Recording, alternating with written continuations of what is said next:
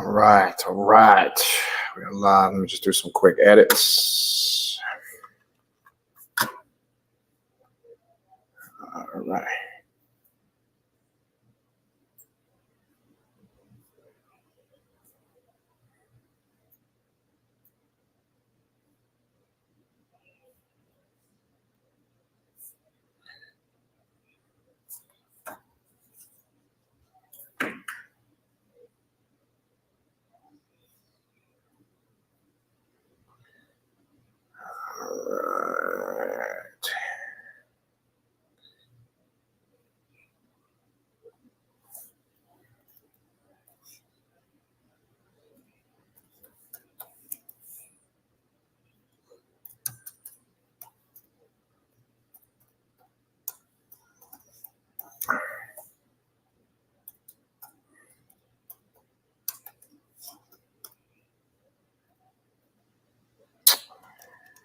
Oh, gosh.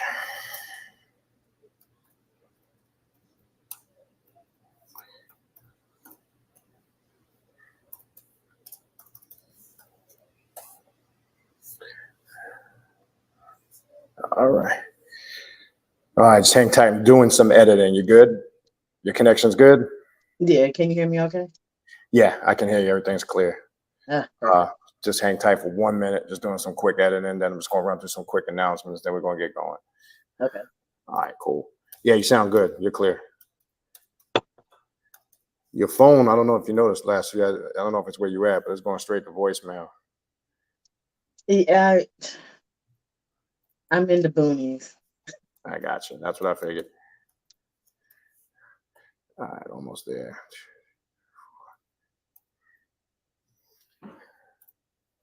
All right.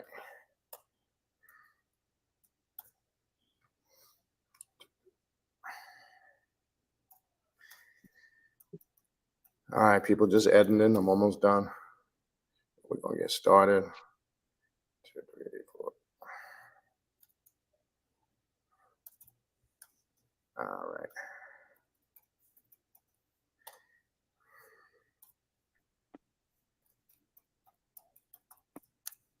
I think that's it. All right. T. I do all this bullshit editing. All right. Today's date. All right. All right, we ready to go. All right, I want to welcome everybody to the show. Just going to run through some really fast announcements. We do have our guest here. We're actually almost going to get started on time,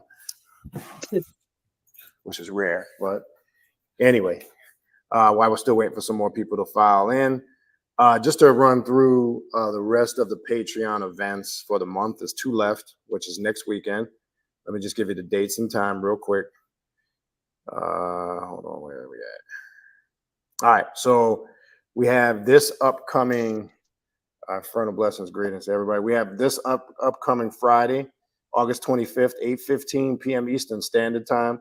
We have the Ritual Dicker Circle of the Black Assassins Order. That's for Tier 3 Patreon members only. And then the very next day, schedule's a little funny. Usually we don't do a class after the end of the month ritual, but schedule's a little funny this month. The following day, Saturday, August 26th at 3 p.m. Eastern Standard Time, we have the Luciferian Magic and Self-Mastery class number 9, I believe it is, 8 or 9. I can't remember. That'll be the following day, 3 p.m. Eastern Standard Time. If you would like to participate in these classes and rituals, or if you would like to sign up for any classes that I offer, go to the Patreon page, patreon.com/Baniti, B-A-N-I-T-I. That's patreon.com/Baniti, B-A-N-I-T-I. Tier 3 is the tier that'll give you access to the 3 private classes I do every month on Patreon and the 1 group ritual we do together as a group. Also, if you are interested in a spiritual reading or a consultation, type of readings I offer, Klipothic demonic readings, Santa Muerte readings, shadow work readings, Egyptian oracle readings, deity readings. For a full list, just shoot me an email. Everything's right in the description box of the video, khnum19@gmail.com. Please include in that email days and times you are available and the time zone that you live in. Very important. All right. Also, the 6th annual Journey of the Black Adam Conference. I will change that and put the actual dates on the bottom. I forgot to do that. I'll do that next class. That is set in stone. Some of you guys, we have a few people that already signed up. I responded to the emails of people that inquired. We are signing up now. Okay. So that's the 19th to the 22nd. On the 19th, first night, Thursday night's a meet and greet. Saturday and Sunday, 9 to 4 p.m. There's classes and workshops all day. We come back in the evening and we have a group ritual on both nights, followed by a group dinner and just some socializing, hanging out, and having fun. And then Sunday, we finish it up from noon to 4 p.m. with a question and answer class that I'll be doing, and that wraps up the event. You could also attend virtually, which will give you access to all 3 days classes, Friday, Saturday, Sunday. So shoot me an email and just be clear in the email what you want information on, one or both, and I'll send you that information. Also keep in mind, all the new content or those short videos I'm posting, all that content is available on the Primordial Chaos podcast in audio file format. So if you just want to listen to it in your earbuds, driving, exercising, out and about, whatever, all of that is uploaded. The direct link to the podcast is right in the description box here, the videos. All right. That pretty much was the quick version of the announcements. Let's get into it. I want to welcome back our guest, our sister Keona. How are you doing this evening? Doing good, and you? Good, good. You can hear me good, right? Yes. Yes. Cool. All right. So I know some people, many people familiar with you. Now, introduce yourself and give a brief background, maybe to people who this is their first time coming across you. All right, I am Keona kind of there. I've been on a path of roughly 30 plus years. I practice mainly dark magic, blood magic. I am obsessed with everything blood and death related. I have a very sadistic dark side. I'm part of the Brotherhood of Satan. I'm in the Temple of Ascending Flame. I have my own shop. I travel for work, and I'm currently in Vermont, in Bumfuck, Egypt, surrounded by cows, goats, bulls, the Connecticut River, mountains, and cornfields. That's all right. That's all right. And we'll ask you this again a couple more times. What's the best way for people to contact you that you prefer? Give people your social media platforms or your forms of contact, just in case they want to reach out to you. They can email me at tribalsqueen@gmail.com. You can find me on Instagram at, I think it's Keona Canatera. Okay. Are you near a mic? I mean, I can hear you, but it's a little bit low. I don't know if maybe you just need to get closer or just yell or scream. It just, right, yeah. It's clear. Yeah, like I said, it's Keona Canatera on Instagram and tribalsqueen@gmail.com. All right. Cool. And for those that caught the first show when Keona was on a few months ago, again, she's not a rookie or new to this. And if you watched the first show, you were clear on that. So the topic, right?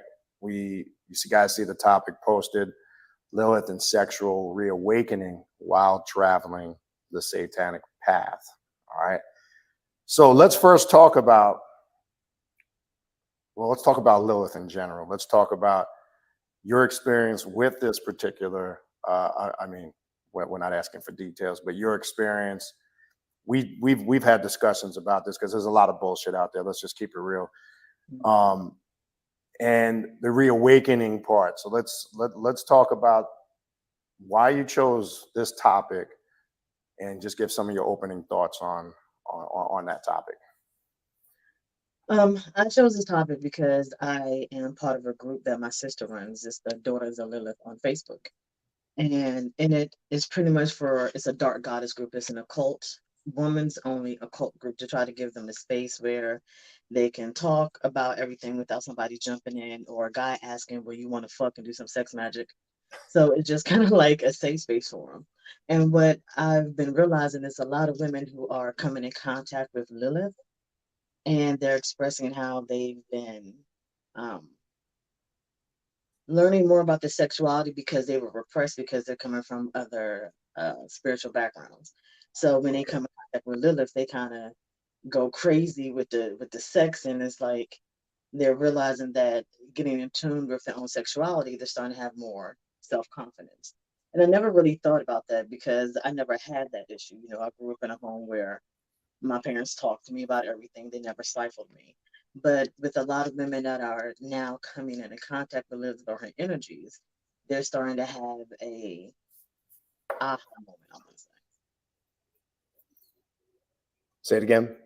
They're starting to have an aha moment. So it's like Oh, they are realizing that they've been oppressed. They're trying to work their way out of any issues, any feelings that they have of this is bad, this is bad. And they're trying to figure out how Lilith kind of plays that part. And they kind some of them will get it like they feel they have to go out and just be fucking any and everything. correct. Or they gotta play with themselves 24/7. And it's like that's not what that is. It's 100%. just pretty much trying to deprogram what you were taught. Right. So we just noticed that's a lot of women that are realizing that, hey, I'm in contact with Lilith, but I don't know why. And they have these feelings that they're like, you know what? Now that I feel like I'm actually a woman, I have more self confidence. And I never really put two and two together because Hmm. I never experienced that. So Hmm. figured Yeah, why not? that's a good point, and I'm glad you're you know, kind of attacking some of these. I don't know if stereotypes is the right word, but there seems to be a lot of that superficial bullshit. So, for an example, the group that you work with, as you just described, when you detect that, do you? I mean, obviously you kind of described it, but do you point that out to them, and then how do you deal with a person? Because we get a lot of this shit. I get a lot of it. I know you do too. How do you deal with a person? Because there's so many spiritual aspects to Lilith, and sexual energy is more than just physical. Obviously, there's some high levels of spirituality to it. How do you approach somebody who, like you say, as you just described, they think it's just about sex and fucking anything that moves and all that superficial stuff. What's the approach that you use to get to show them otherwise? I really don't have an approach because I know I could be a little bit abrasive, and I'm like, just read a fucking book. Like, I'm like, you ain't gotta play with yourself. But we do. It's me and three other admins. So what we do is we actually sit there and try to figure out like what is a good way to introduce Lilith or introduce the dark energy of the goddess to them. So we Okay, have a shitload of PDFs that we have rituals, we have videos, and we try to get them to understand and to explore Lilith. So we try to, I know I always tell people, reach out, say hi. But asking us what should we do, we don't know. I always hate when people's like, hey, you want me to contact Lilith, pay me for it. Who the fuck, you know what? I ain't gonna get on a tangent for that one. But it's like yeah, everybody can reach out to anybody. I don't have to pay you $5,000 for you exactly. to light a candle and be like, hey, Lilith, what do you think of her?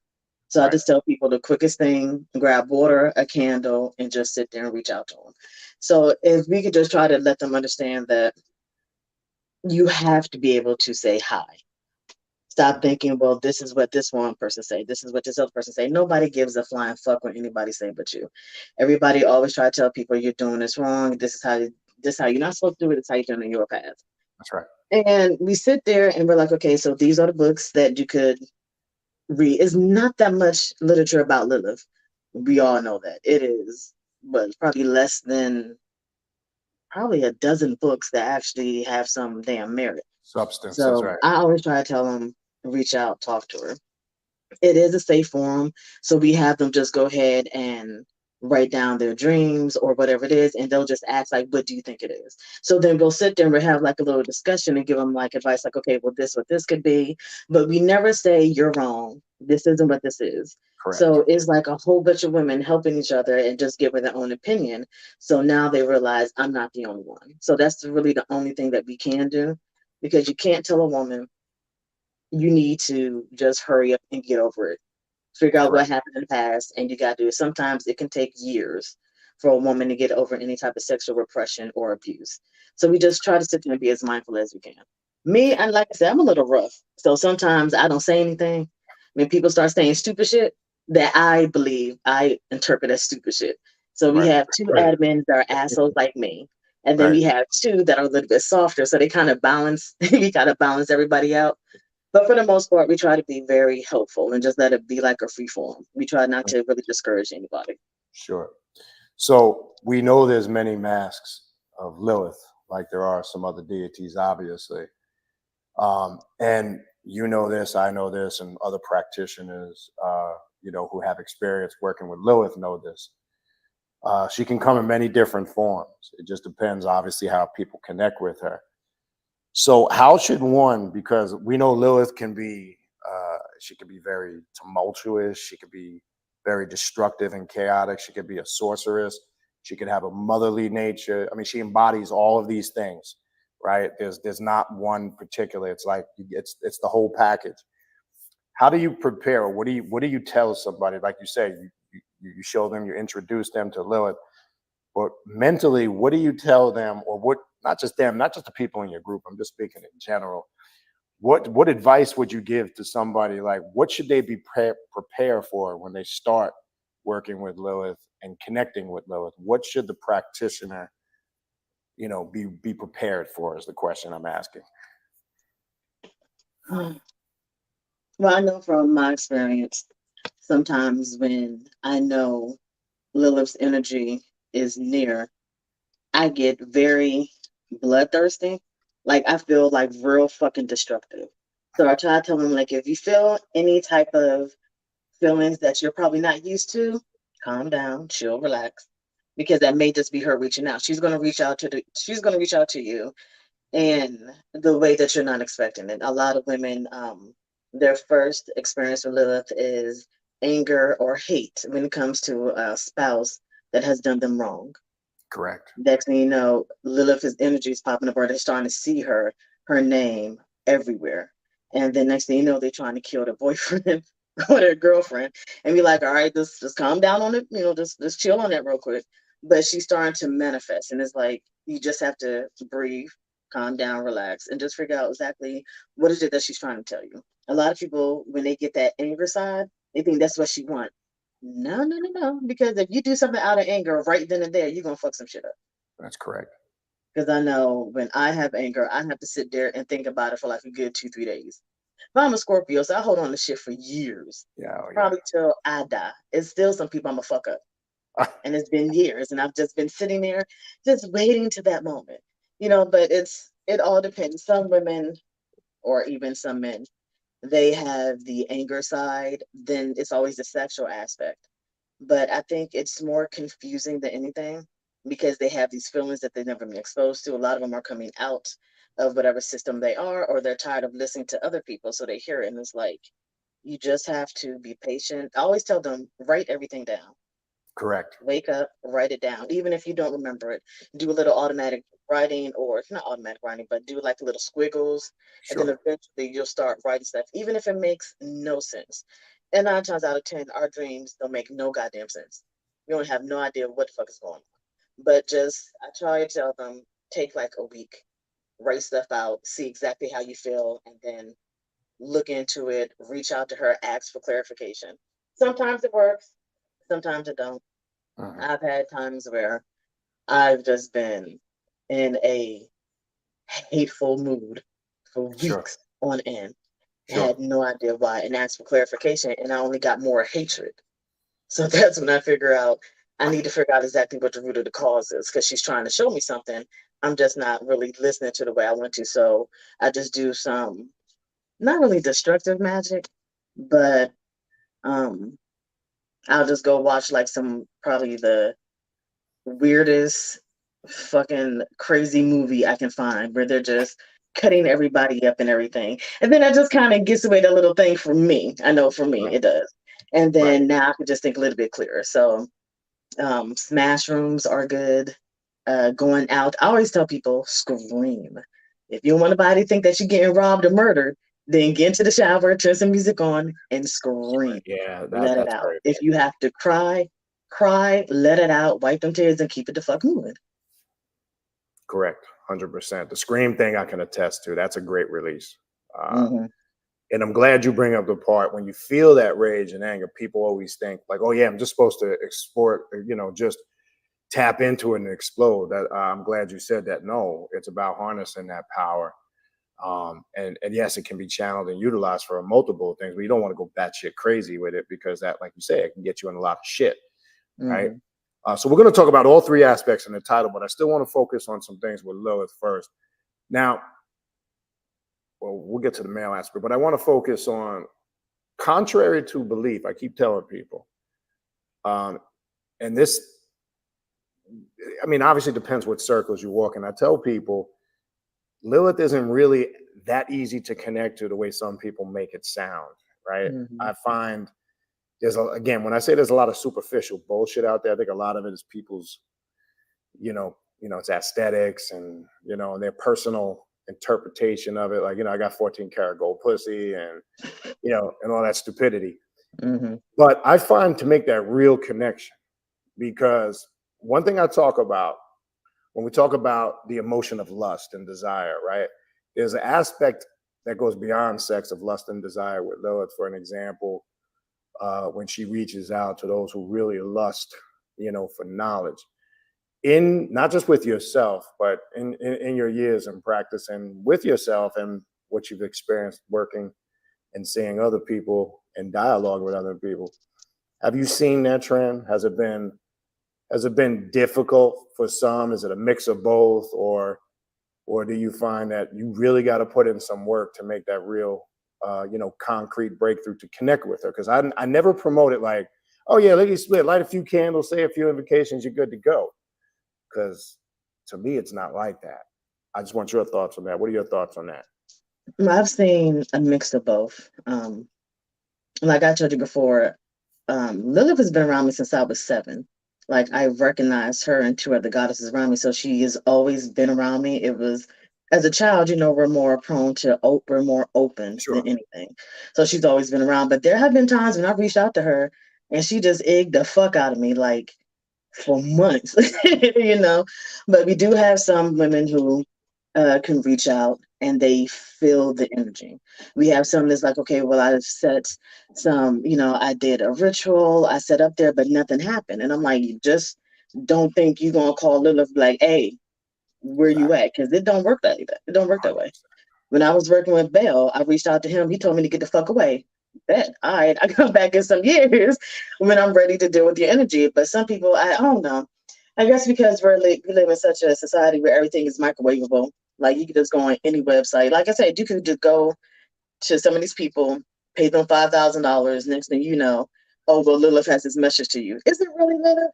Or is it just some random motherfucker? Or is it actually that person and one of their 85 personalities answering the call and then giving you some bullshit answer? Exactly. So I've seen it both ways. I think people who are really in tune to the spiritual world can get not a better connection, but they can kind of sense the energy or have that energetic connection a lot easier. For people who are coming into it and trying to break away from their old mode, they're going to have a harder time.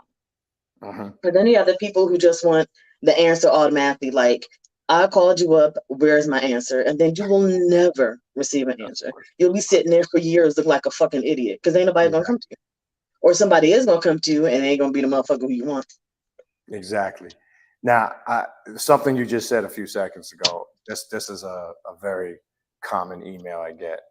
And this is why I want this to be addressed, because if it was just like snap your fingers, lickety split and that easy, like you say, microwavable quick, we wouldn't even be having these discussions. I get emails all the time too that are really I just don't know what people are thinking. Oh yeah, I want to get possessed, and they'll use terms and they'll give themselves up that they're still stuck in that Orisha shit and that Santeria shit. I want Lilith to mount me. I'm like, well, how the fuck do you know she even wants to do that? And 2, people don't understand, when you establish a relationship with the spirit, you have your own connection, your own relationship, your understanding. You can't damage that, or you can't destroy that in any way. So it's not like you can just, as you said a minute ago, when you reach out to somebody, you email them and they ask you to do this, that, or the third. People don't take any of that into account. That it's not just like I can just voluntarily do that. 1, I don't even know you. 2, that's number 1. Number 2, I don't know anything about you. And it's just your thoughts on, like, when somebody comes from that perspective, or somebody reaches out to you, or a client reaches out to you, or suggests or even brings that up, I kind of know what you're gonna say, but like, what? How do you get somebody? Because sometimes they just don't get it. How do you address something like that of that nature? Oh, I'll block a motherfucker. I ain't got time for it. I don't even waste my time. Like if they reach out to me and ask me a question, I'm like, okay, sure, answer the question. As soon as it sounds stupid, I'm like, I'm glad this ain't a video because the look I would be giving you is like, is you fucking serious? So I'd be like, okay, well, what have you tried? And if they say something stupid, it's an automatic block. I don't give a fuck. I'm not the one. I don't have time for it. Thankfully and luckily, I do not receive emails like that. I am so glad because they already know I'm an ignorant ass motherfucker. I'm gonna say some stupid shit and I don't give a fuck who you tell. I do not care. I just don't deal with it. I don't have I have a very busy life. I travel for work. I'm constantly in school. I'm always doing stuff for my organizations. I have stuff that I want to do for myself. So I don't let idiots come up, not even email me with anything. It's just fucking annoying. Or, okay, so this, in this one group, this guy did ask how to sell his soul. And he emailed us. And I told him to get some donuts, put them in a circle. And just say some stupid shit. He's like, I tried, but it didn't work. I'm like, you did not realize I was being an asshole? Donuts in a fucking circle? Seriously? You really thought that was gonna get Satan to come say hi, to take your soul? You gonna sell your soul for donuts? I'm like, you know what? I can't. And I just blocked. I'm like, I can't deal with this stupid shit. Because to me, you're just doing it because maybe you could God or Jesus or Santa Claus didn't give you what the fuck you wanted in life. Right. So now you're looking for somebody else's answers. And I can't deal with it. Yeah. It makes my ass itch. And my head is just thinking about stupid shit like that. Like I can't fucking deal with people when they do certain shit. It's like the older I'm getting, the less tolerance I have for people. I didn't have tolerance for people to begin with. Exactly. And tolerance for bullshit on top of that. So again, I'm glad that's addressed. So when we're doing this the right way, when I say the right way, if somebody reaches out sincerely, so let's flip the script now. I pointed that out. Now, fortunately, I don't get a ton of those. I do get emails like that occasionally. Believe it or not, it's just mind blowing to me how people just think that that's how simplistic it is. But now let's flip the script. Let's look at somebody, let's say, who really you sense they're sincere. They might be ripe, brand new on the path, and those people, I try to show them the right way. What advice, like, what's a good introductory thing to tell a brand new person who's really sincere, wants to connect with Lilith? What are some things you might share with them or some suggestions you might give them to start out? Say they just start them. I'm talking about brand spanking new. Let's start from there. Say they read about Lilith, they've gained some level of knowledge to Lilith, and now they've made a decision. All right, I want to do some work with the goddess. What's a good starting point? Something introductory, beginner-like that you could tell them? I always tell people, I know they do the research, but to do as much research as you can. Sit there. Don't listen to what everybody says. Everybody's going to have a different opinion or a different way of going about contacting somebody. Make sure you do all your research. And when it's time for you to sit down and reach out, sometimes it doesn't happen like you want it to happen. You're like, okay, you know what? I'm going to go ahead and wait until Friday at midnight. I'm going to go ahead and wait till, or around 3 in the morning, whatever damn hours they want to do. I'm going to have the candle. I'm going to have everything situated. I'm going to be dark. It doesn't work that way. Sometimes when it's ready for you, when it's meant for you to contact somebody, it'll happen out the blue. You'll just be sitting there looking at TV. And that's something until you turn off the TV or mute it, go grab you something, or just maybe even go outside with a cup of tea and just sit down and chill. You never know the moment where you need to make contact. Because sometimes you try to prepare yourself and sometimes it'll work and sometimes it won't.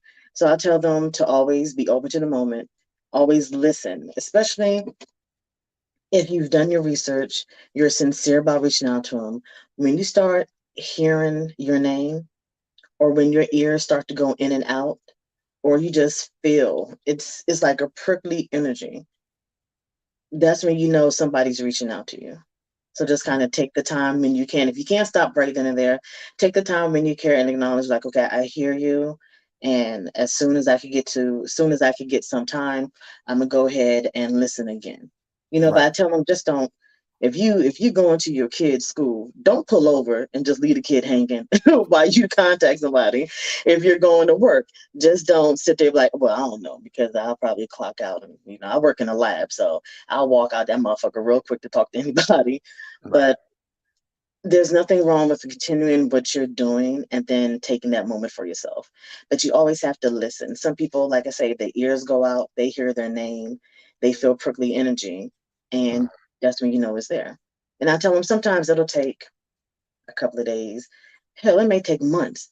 But correct. when you're really ready and you're sincere, you'll know about it. You just can't force it. Forcing it is not going to go good. Yeah, 100%. 100% agree with you. You can't, and that's what I try to tell people, man.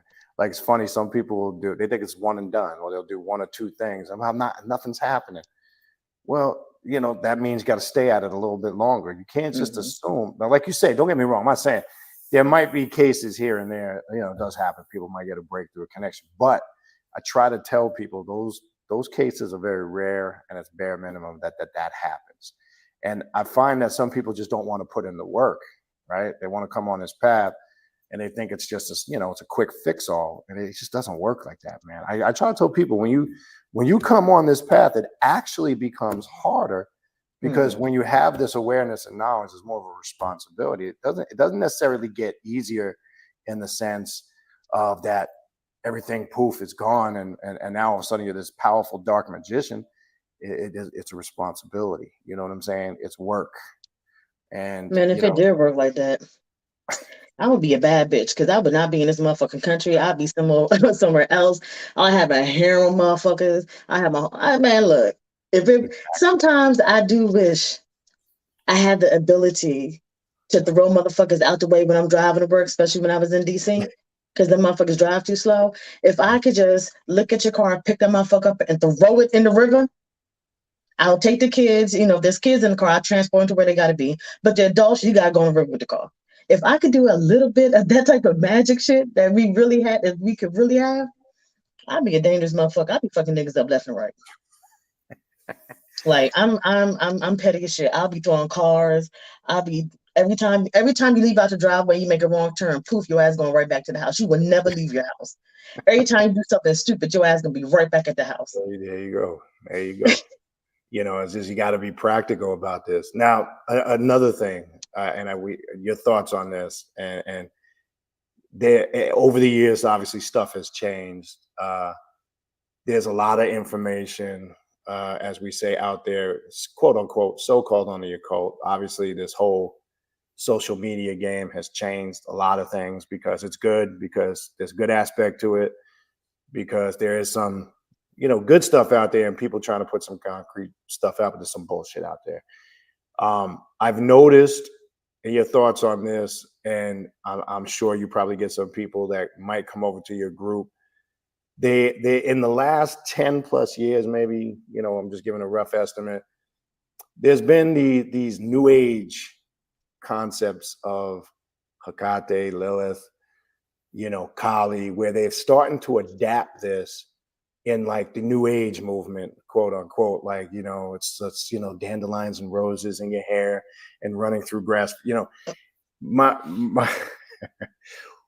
it's becoming dangerous now, because sometimes I'm finding in the last few years, people are coming with that indoctrination. It's almost like what they're doing, what they did with religion, and what they've done with some of these ancient cultures. They've kind of watered it down because they got a fucking agenda.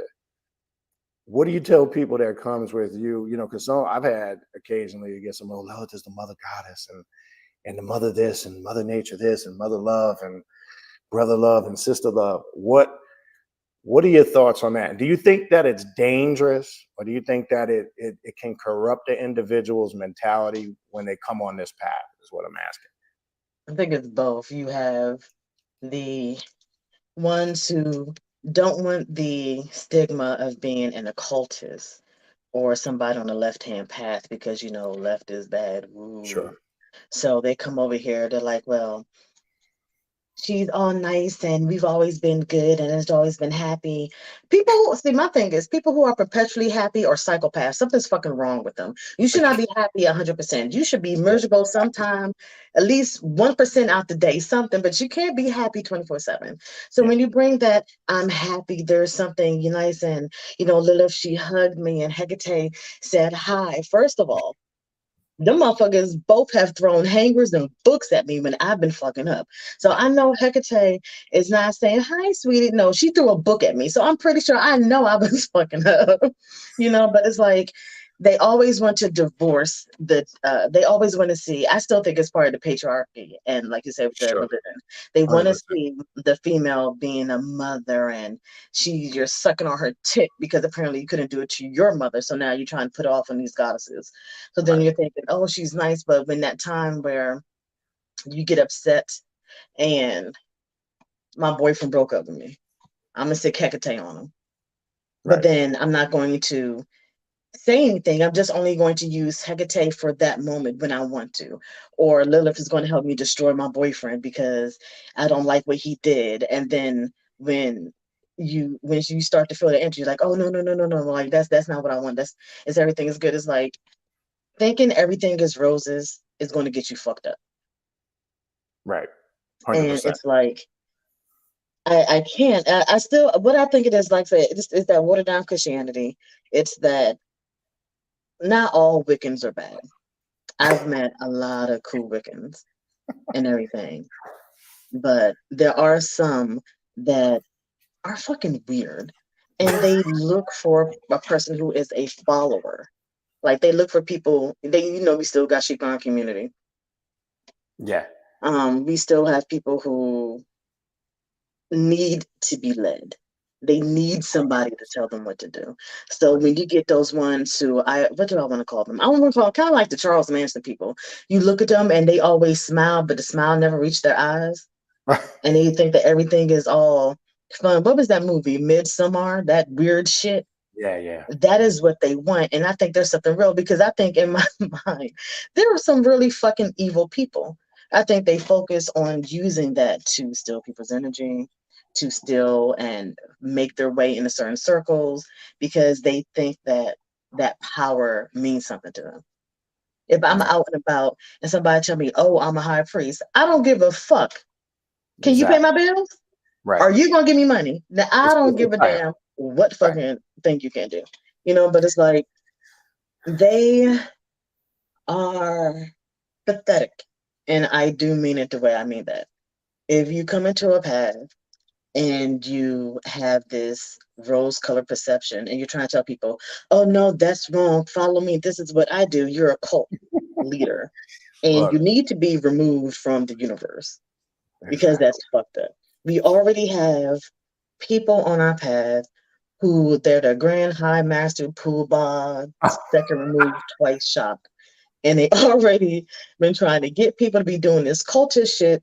And it's the same way, especially when it comes to dark goddess, or you have some of the women who are very skilled in sex magic who get raggediest, the raggediest of men and women to follow them and boost them up because they're feeding off their energy. And I Correct. just wish, um, I wish people will understand that coming onto this path means that you are responsible for everything that happens. You can't 100%. blame anybody. You can't be like, 100%. oh, the devil made me do it. The devil did not tell you to take off your clothes. You sat there and decided, you know what? I'm gonna take my clothes off today. And this is Right. what I want to do. You let somebody manipulate you because you live in a victim mentality. And you have people Correct. that come into the cult looking for those victims. 100%. Now, there's something you said a minute ago, and I know you don't do it. I don't do it. When people have these, like you say, titles, could be a high priest, high priestess, grand poobah, elder, Yahweh, Yahaka, all these fucking names and titles. And this is why I tell people I just use my regular ass old name, because there's one thing I learned years ago from an elder, and the elder said, when you have a title, a position of authority, you learn to fill the position. You don't let the position fill you. Mm-hmm. And there's a lot of that shit going on it. Everybody gives, and most, it's crazy because most of the people that put these doctor this or such and such in front of name, it really doesn't hold no weight. They're just fucking titles. And I'm the same way. That shit don't impress me. Okay. And to me, just my opinion. And that's why, you know, I respect people such as yourself and others that are like you, because you can sit there and throw 50 titles in front of your name if you wanted and have all these hierarchy titles if you wanted. But to me, that shows it's not about feeding into the lower part of your ego, right? We know ego is necessary, destroying all of it. That's just not factual. But those are the destructive parts or the lower aspects, in my opinion, of your ego when people just run, man. Some people you just can't give authority and power to because they just run with that shit, man. You know? I ain't gonna lie, being a high priestess in my organization, it's all fun and games until people start asking you for shit. And it's like, I gotta do what? Like, okay, I don't know about you. Right. I don't use my spirituality. Like my business isn't, or spirituality isn't my business. You know, I am a med tech. I'm going to be doing psychology soon. That is my business. That is going to be making me money. So when you want me to spend my hard-earned time for free doing some shit for some motherfuckers who not going to pay me, right, and just going to, that's why even in the women's occult group, like it's probably 2-3 years now, I was teaching classes and I'm like, you know what, we're just going to go here. I was trying to get them to open them to more energy of more than just Lilith, Hecate, and Kali and segment. Like it's more goddesses than just them like 4 or 5 of them. Sure. And them bitches decided that they wasn't going to do no homework, so I shut the shit down. I said, I told all of them, I wrote there, you all can kiss my black ass. Fuck y'all. I'm not doing no more classes. And I stopped doing it for years. Like I just have one student that I do tarot with. And that is it. Right. Because I don't have time 100%. For you to waste my time. I have too much shit going on. 100%. You just hit it on the head. And like you said in the beginning, you know, the stupidity, $5,000 to do rituals, and it exists. It's crazy. People think that that's an exaggeration. It's not. I'm on that same boat. That's the only thing I charge for is my time. I show people how you can do this for yourself. Yeah. You don't charge it for your time and then charging because you can. That's two different things. Because and of what you said. you can get this for $999. Here's a discount, $66.67.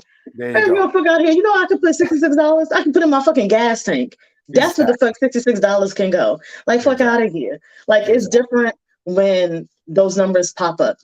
Like when I ended up quitting my job before I went back traveling, it was funny because it's rare I put curses on people, but I did put a curse on my pediatric office because of how they were just treating people, and the shit worked perfectly. In 2 days, that motherfucker went down. I'm like, see, if you treat people nice, you wouldn't worry about it.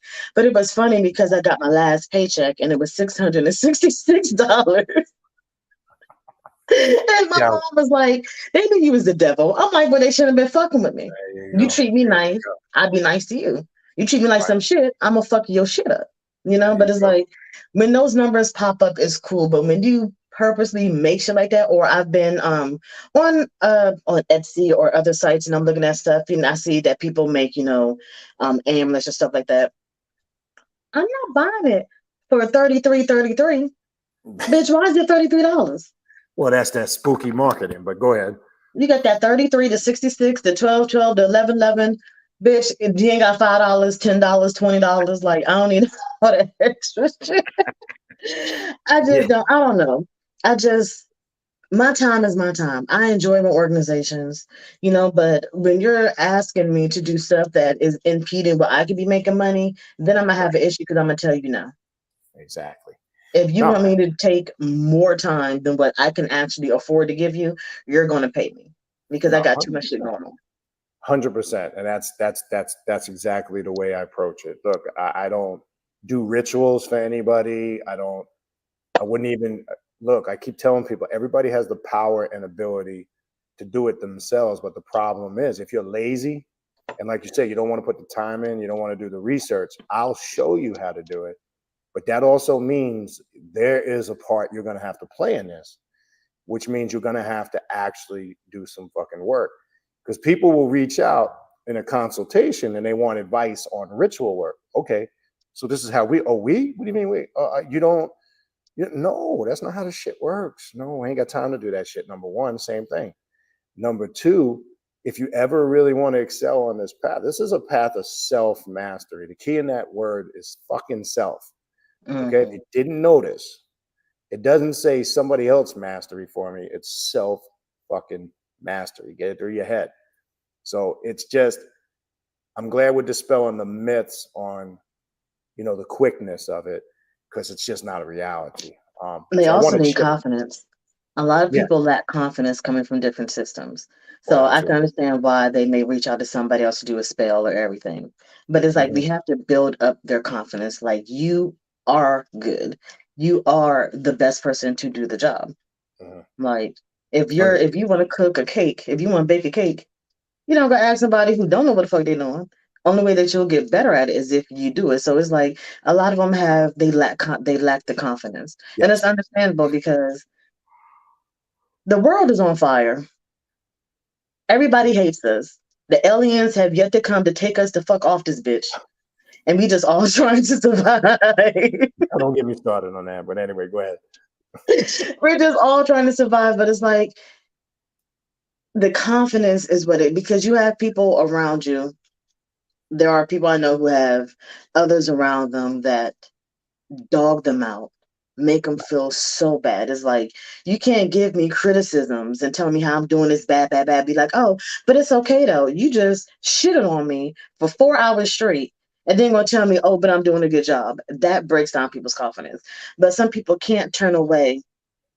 I guess they feel because they're family or they've known each other for years.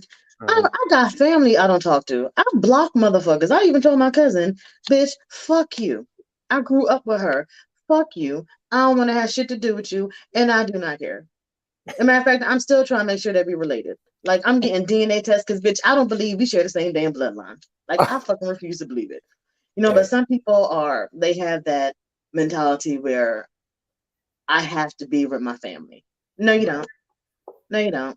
Fuck your family. They the first ones to fuck you. They do not give a goddamn about you. It's all about you and people who will support you. Correct. But it's still trying to break through that thinking to get them to get there. 100%. All right. So what we're going to do, we're going to shift. I want to go into the next part of that's in the title. But let me just put this out to people in the chat. You can put questions in the chat. I'm going to go through it in order. And I will put the link in the chat if you want to come in and ask a question live to Keona. But let me just, as I say, let's go over StreamYard live chat rules. Please do not come in all ratchet with background noise and we hear your kids running around and your dog is barking. All right, if you're not, I got to say this because it happens all the fucking time. Mute yourself if you're not talking. We don't want to know what you're eating for dinner. We don't want to know who's going to the refrigerator. We don't want to know if Pookie and Ray Ray are in the back room. Anyway, I'm just joking, having fun. But please use courtesy for everybody else watching the show. Please have your background muted. If you're moving around or if you're not talking, just please have it muted. I'll cue you in. Get brief to the point. Ask your question or questions. We'll do the best we can to get to everything. I can't promise you we're going to get to everything. We're just going to go in order. Same thing in the chat. That's why I'm saying type your questions in now, especially if you were here earlier, because obviously if you've been here since the beginning, you deserve, obviously, in my opinion, the patience of getting your questions answered first. I'm going in order. There's no special.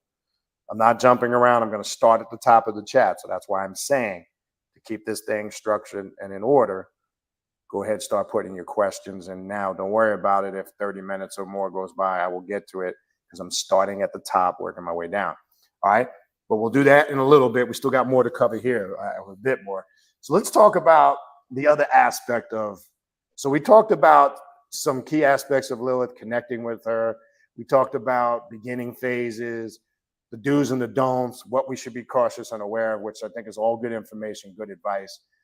Now let's talk about, what were your thoughts on this? Let's talk about Lilith and not sexual awakening, but sexual reawakening. That's a very important difference. So let's talk about that. What's your perspective on that? How would you teach, or your thoughts, or how would you correlate sexual reawakening with Lilith? I think it's more of a connection if you want it. So you'll have it where, oh God, I'm allergies in a new state piss me off. Everywhere I go, I have fucking allergies. Okay. When it comes to reawakening, so you'll have those moments where you like, even happened to me. And so I just went through a period where, don't touch me, don't look at me, don't fucking bother me. If you touch me, I'm gonna break your neck. Just leave me the fuck alone. I don't want to be bothered. I don't want to have any of the ick. And I think that happens when we have too much going on. You Yeah. kind of lose that um self connection that you have with yourself. So as easy as some people would be like, oh, just go ahead and masturbate. Bitch, I'm tired. I work 10-hour shifts. I got school and homework. I'm not touching shit. I'm going to fuck the bed and we keep it moving. But what I've done in those instances is I'll just sit there and I'll let my mind wander. I'll sit there and think about, okay, what has been going on lately? Why have I been tired? What is all this stuff that I'm going through? And then I'll just try to sit there and just kind of untie the knots in my mind, and then just try to get back into the mode of where it was me. What did I like about it? What do I want? Like, I always harass my boyfriend 24/7. I harass him. And for me, it could be something small as just laying next to him while he's watching his games, or being on the phone with him while he's playing his video games, or when we're together, we'll just sit there and just lay down and just watch TikTok, movies, or anything. It's, for me, to get back into it, it is that mode of touch. It ain't always sexual touch, because if I don't want to be touched, I'm gonna try to break a finger, But it's more of trying to get back into the mode of what it is that makes you feel a little bit better, feels a little bit good. And Sure. then as time goes on, you start to realize, I feel good when I go out, do my hair, put on some makeup, put on some cologne, go to the barber shop, get my hair cut, buy a new outfit, and then that slowly brings you into that reawakening mode. Right. Because you're realizing, hey, I remember what I was doing, how I felt when this happened. Right. So it's a long process. It is a very deep process. It's something, I don't know. I can't really say it's something that you can't explain, but it's just kind of like you're coming back into the you that you were before everything went dark. 100%. So let's talk about maybe so much as you become more mature in age. Where you push at? Oh, my bad. I had you in the solo layout. I had you in the solo layout because you were talking. I gave you the floor. Okay. So when you're talking, I try to do that when guests come on. I put the solo layout, give them the floor. Yeah, everybody sees my ugly mug too much. So they be all right, because when that happened, I'm thinking, oh Lord, did my phone disconnect? No. You're good. You're good. Now this comes up. I get this, sometimes with older clients. How do you awaken that sexual energy, like you say, when you're older, right? And like you talk about, you could have a very busy, active lifestyle. And I know you just described how, you do it to get yourself reconnected in the ways that you just described. When people see a decline in that drive, let's just say, because I know you described the reasons per se as you describe it yourself. Should a person be concerned? What if a person sees it, recognizes it, but lays doormat and is not doing anything? How could that affect a person? Because we always talk about a lot on this path about being oversexed, but what about the individual that maybe is not addressing it as you just described how you address it? Because obviously you got to recognize it first. But what if it's just a person who's suppressing it and burying it? And in your opinion, or your experience in dealing with others, or just your thoughts and your research, how can that affect a person? Because we don't really talk about that a lot. And I think it's two things. You have willfully repressing it, like somebody told you, oh, you shouldn't be doing that. It's not ladylike or any of that bullshit, whatever. So you willingly tamp it down. That's going to be negative. You're technically just poisoning yourself because you're letting negativity affect how you normally move. If you want to fuck 45 people and do it, be safe, keep it moving, it's nobody's business but your own. But when you willfully, I think, when you willfully shut down or suppress, it's going to poison you and it's not going to get good.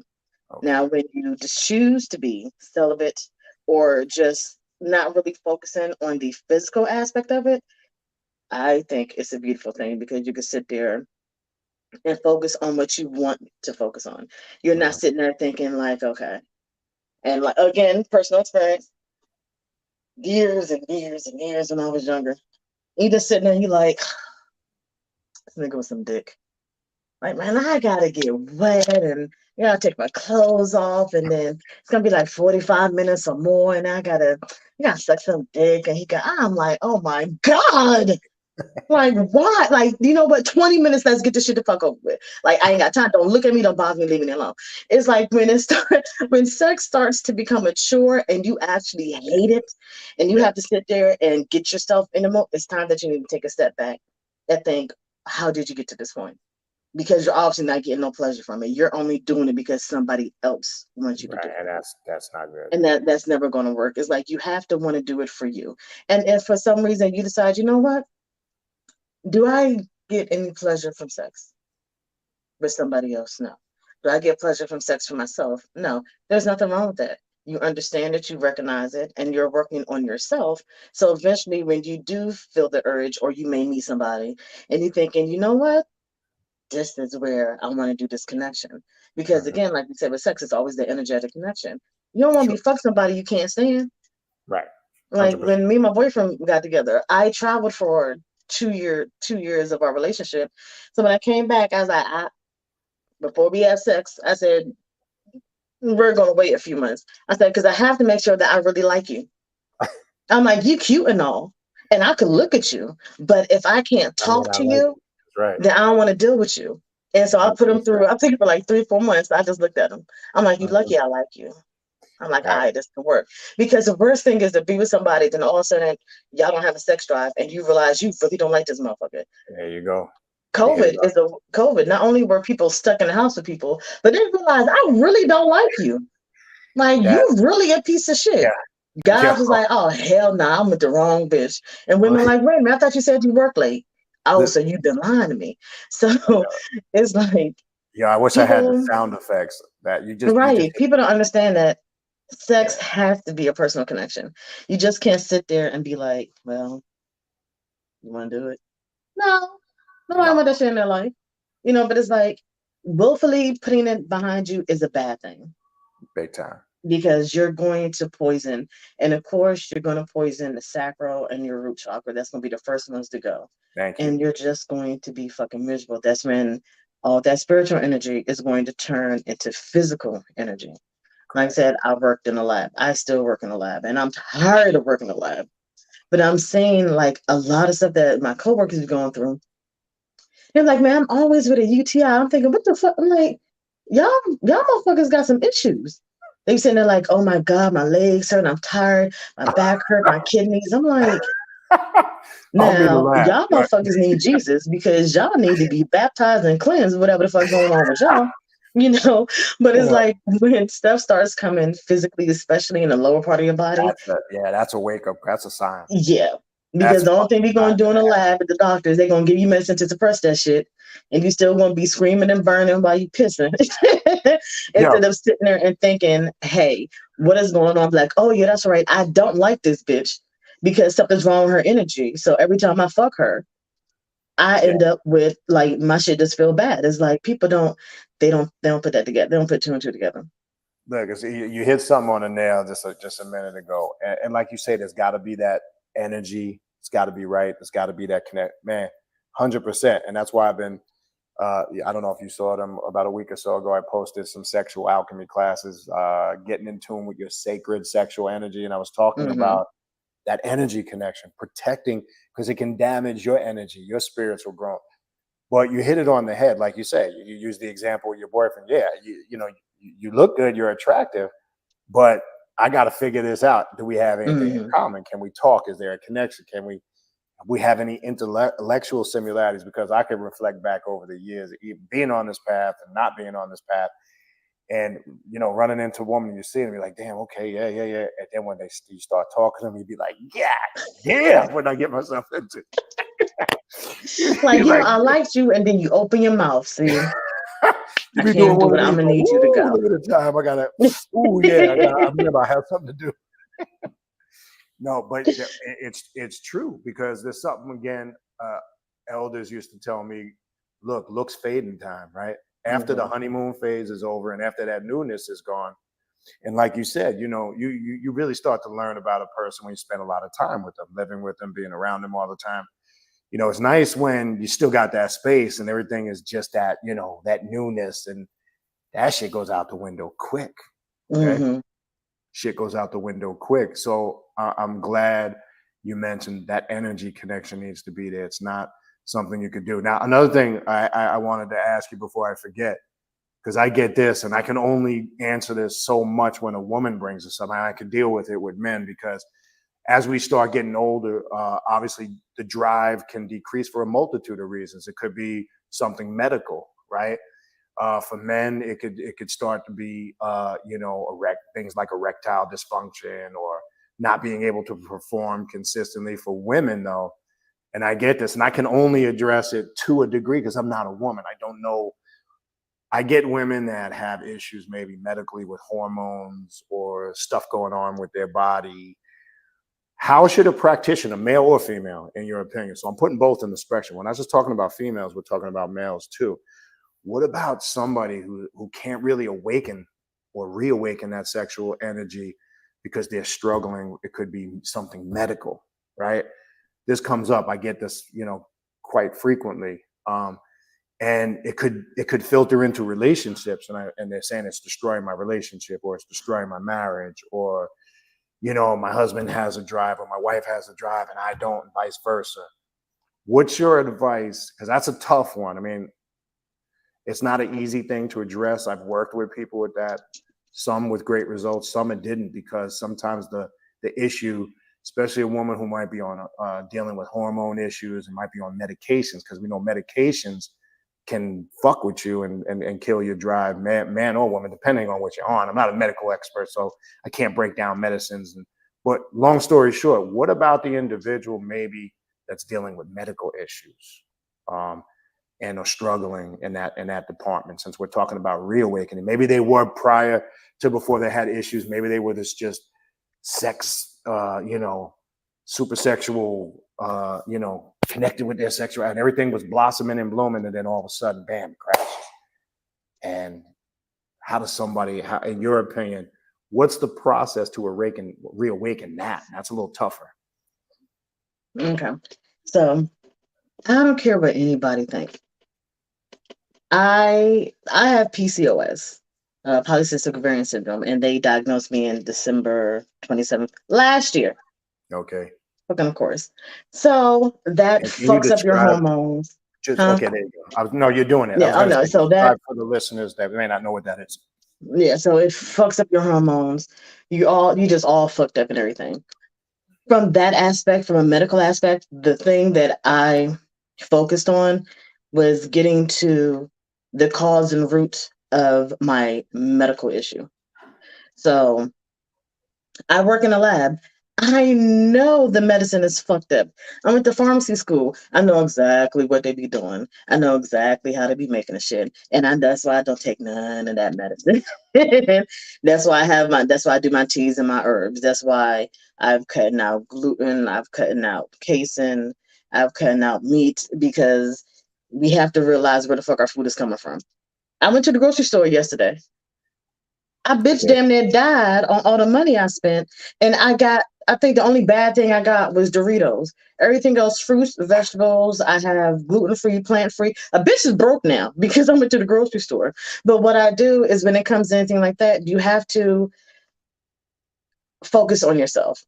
Right. Now, if your partner, man or woman, if your partner is always like, well, you're not having sex anymore, and like maybe you're not getting wet, not getting hard. If they care more about their dick getting wet or their pussy getting filled, you need to find somebody else because your partner should be understanding and realize that hey, something's going on, and me being with you, I want to help you figure out what's going on.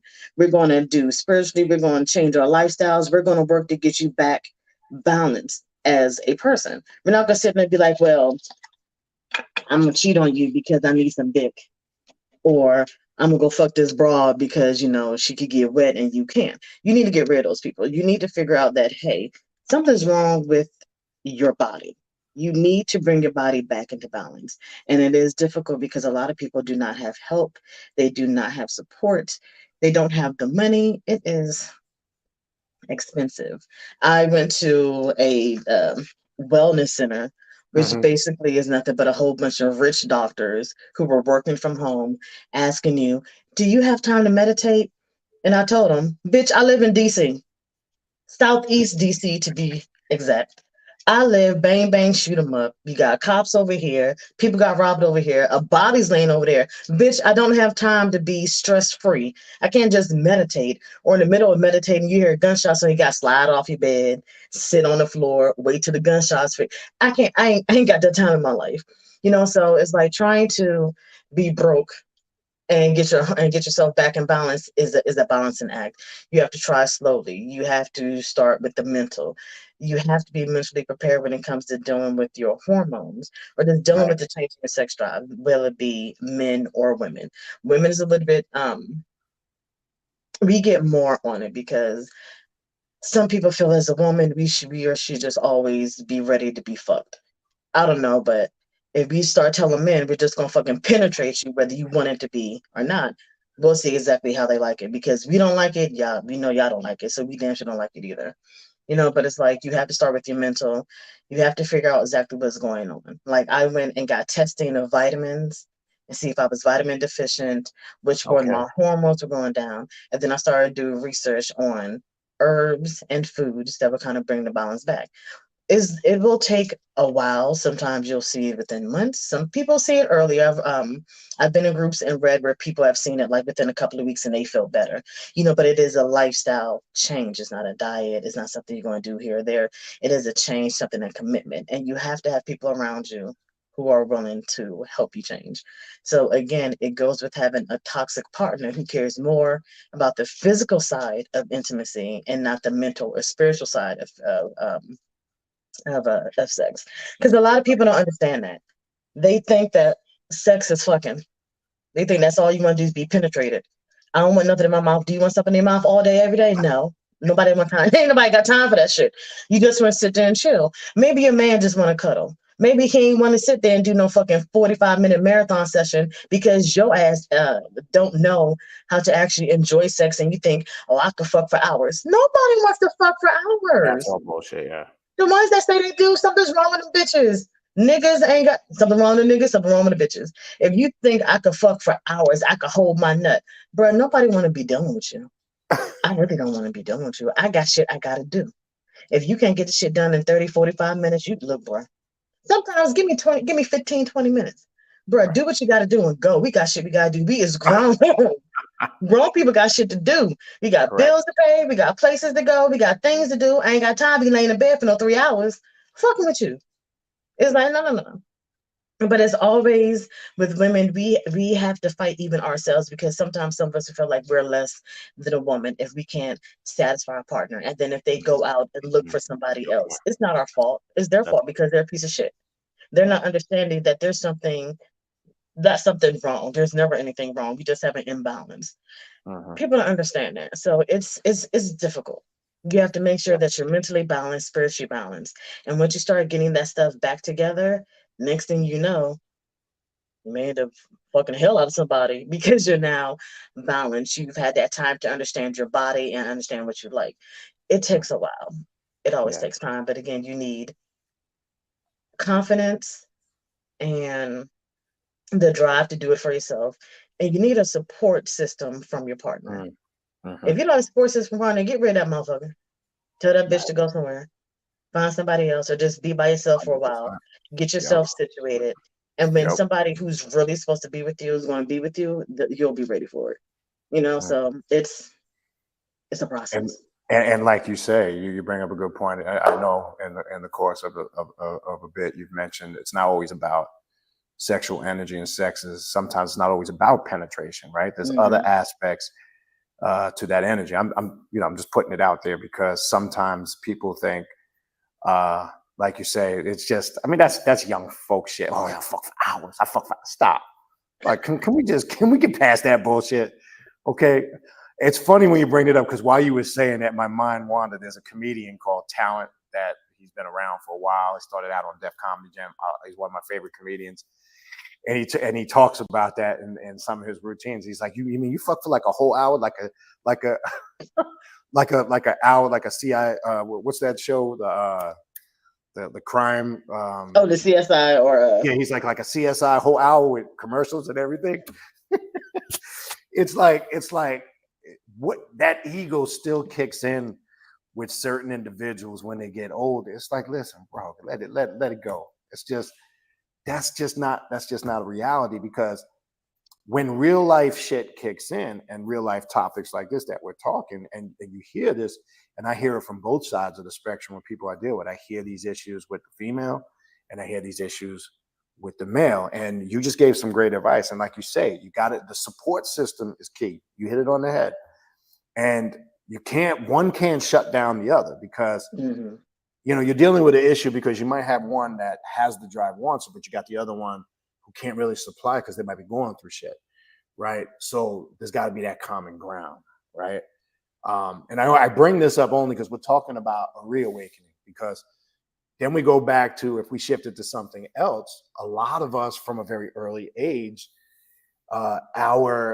what we garnered from a small child until we, became older, aware, or awake on whatever level, we were corrupted from a very early age, whether it was shame, whether it was taboos. Let's talk a little bit about that. How does one get past, let's just say, because look, we all come from all walks of life. Some people were raised very strict. They came up, and let's say, so if you came up in that really very conservative Christian household, which we know is bullshit, but wait till you get married, and that bullshit, the dog, the picket fence, and so let's talk about how an individual, if they get on this path, they start working with Lilith, because Lilith will tap you into all aspects of your sexuality. And something I want to get into. We'll get into that in a minute before I forget how. But anyway, so I don't get sidetracked. But the point is, what about the individual that was brought up overly conservative? We're living in a fairy tale world that didn't exist, and one, obviously, their creatives, to express their creative sexuality, was suppressed from day one, right?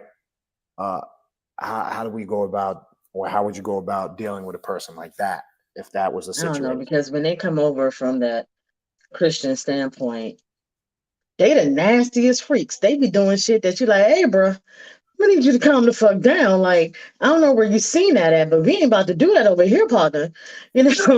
Right. It's like they're trying to experience everything that they've never experienced. And sometimes you just gotta let them get out the system. Like, hey, bro, you want to go ahead and play with shit and let a nigga piss on you and y'all be spitting in each other's mouth. Go ahead, get it all out.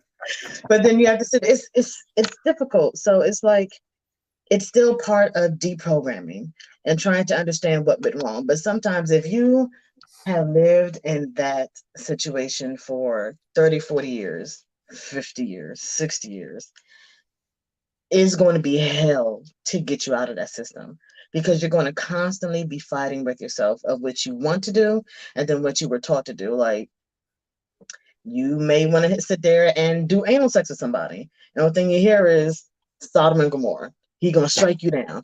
And so every time you're trying to get ready to do some shit, you up there in the back, you may be enjoying it, but then you got sitting there, so now you think your ass about to get struck by lightning and shit because you enjoying having anal sex. either enjoying doing it or receiving it. Either way, you feeling bad about it.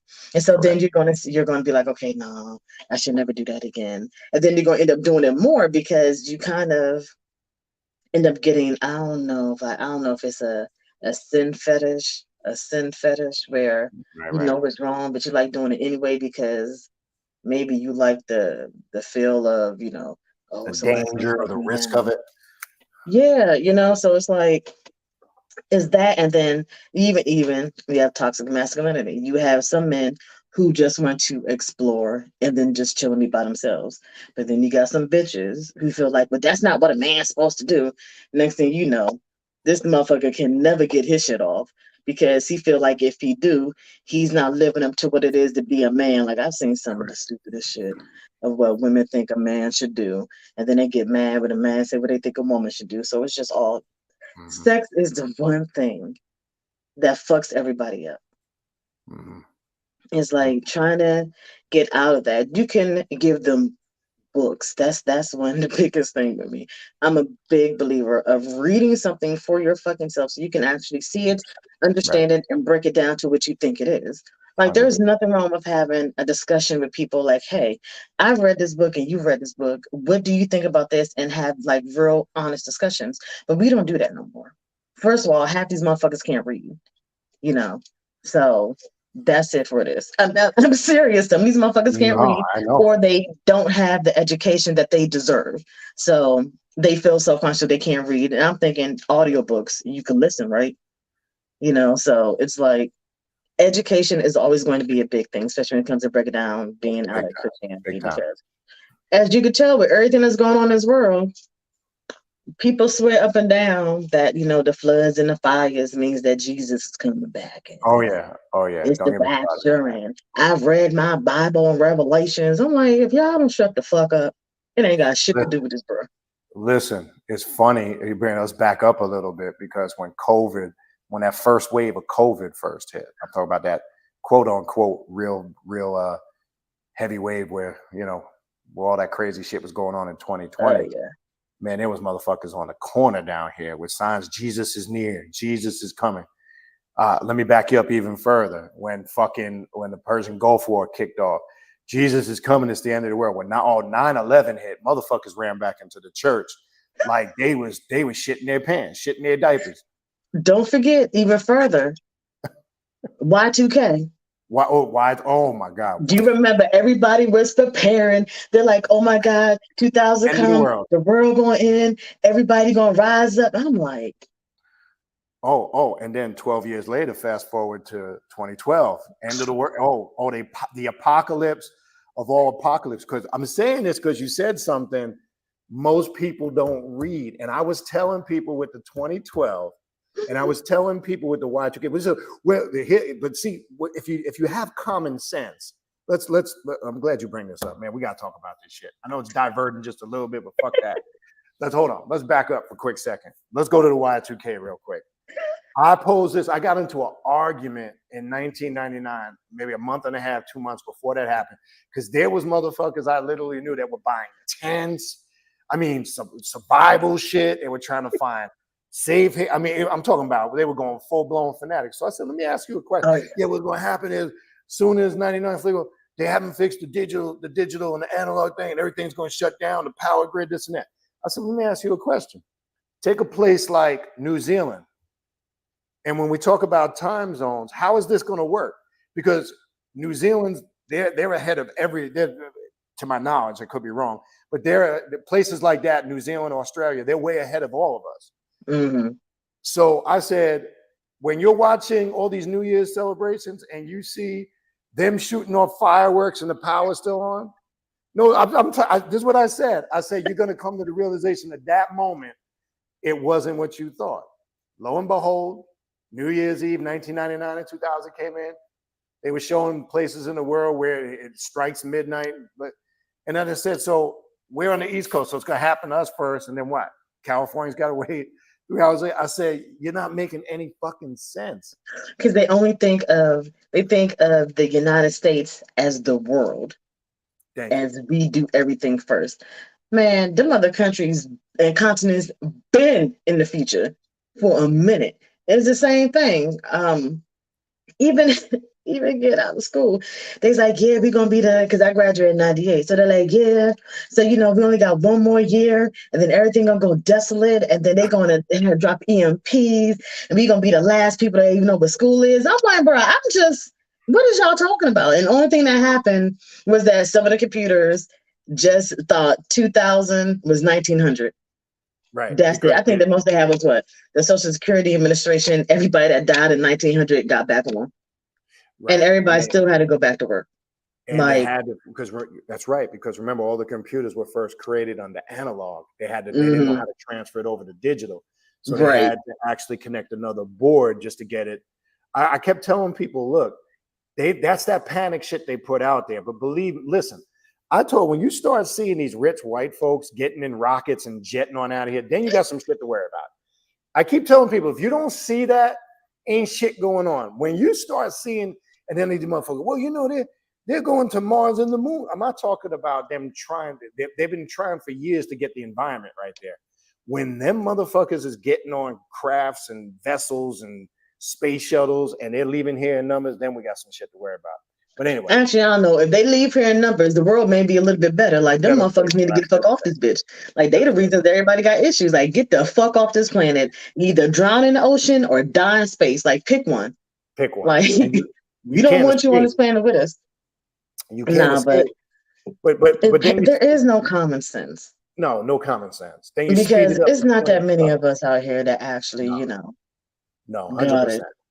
So, and that's scary as shit.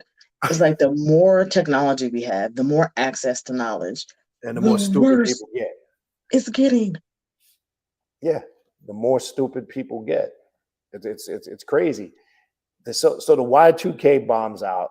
Everybody that bought all their supplies, motherfuckers, was going back to the store returning shit. But anyway, 2012 comes. That was the next phenomenon. Everybody got sucked into that. And I said, the Mayan calendar. Everybody's like, it's the Mayan said in 2012. Yeah. Exactly. All I want to know is, if the world gonna end, let me know so I don't go to work. Just let me be at home and die. I don't want to be at work and the world ending, because I'm like, I think it was a meteor that like went past the Earth and the NASA or them fucking idiots didn't know about till like the next day. Damn it! If you gonna let me die, if I get just take me out. Take the whole motherfucker out. We only been on this planet for like 6 seconds, and we done fuck this bitch up. Take us all out. Let man come get me. Take me to Jupiter, another solar system. But 100%. Take me out this motherfucker, bro. I'm so goddamn tired. No. I gotta run through this quick because it's like I gotta get the shit off my chest. So the 2012 thing, I kept telling people, was just about the Mayan calendar, the Dresden Codex, and it was really talking about a shift in consciousness. It wasn't talking about literal cataclysmic event. Yes, I know the calendar doesn't line up with our Gregorian calendar, but it was talking about the changes that happen on the planet and how it affects what's going on within inside of us. And as nature changed, we change too, which brings us to what the fuck is going on today. Everybody's panicking. Yes, the weather is changing. Yes, the weather is getting hotter. Yes, this has been a hotter summer. Jesus ain't coming. Ain't the end of the fucking world. If you understand epochs and equinoxes, you see that this shit happens every 25,000 years. And guess what? When we're all long gone, crusty, dead, buried in our fucking grave, it's going to happen again. Because I keep telling people, on this path, we deal with cyclical time cycles. We don't deal with linear time. You guys are using that religious linear time. Why is it any time something happens that people might label as sensational, like this? Wow, fucking Jesus been coming back for it. Look, my parents are dead and gone. My grandparents are dead and gone. They were told that shit. My parents were told that shit. We were told that shit. We're going to be dead, long and gone. The next generation going to be told. People need to wake the fuck up is my plan. You know why? Because they hope that when it comes back, like, oh, I repent. Jesus, I repent. I'm sorry for what I did. They still look for somebody to say to asses. Nah, go ahead and burn like the rest of us, motherfucker. We all gonna burn together. That's how that is. Just go ahead and enjoy it, because we're in hell. I refuse to believe there is another place, space, time that is worse than living on this motherfucking planet with these goddamn people right now. 100%, man. So yeah, I'm glad we got that off our chest, because I just wanted to vent. Now, the last thing I want to get into, and then I'm going to put the link in the chat if you want to come in again and ask a question. Again, please remember social media decor when you come in. Have your shit muted if you're not talking. We ain't talking to you. I'll cue you in when there's a question if you do come in. We don't need to hear what's going on in your background, what you're cooking for dinner, and all that good shit. Please. I just got to throw that out there. Please have social media decor. Be respectful. All right. So I'm going to do that in a minute. I have one more topic I want to cover with Keona, the third part of the title. And then if you don't want to come in and you got questions, keep the questions coming in the chat. I'm going to go in order, please. With all this time we've been talking, you motherfuckers better have some questions. Because I'll be bringing guests on here. You guys you're some listening motherfuckers on this platform. Got some questions, man. Dialogue, get involved. All right. So I know we can't cover every single little thing. This is a vast topic, but I want to get to the core things, and I think we're doing that.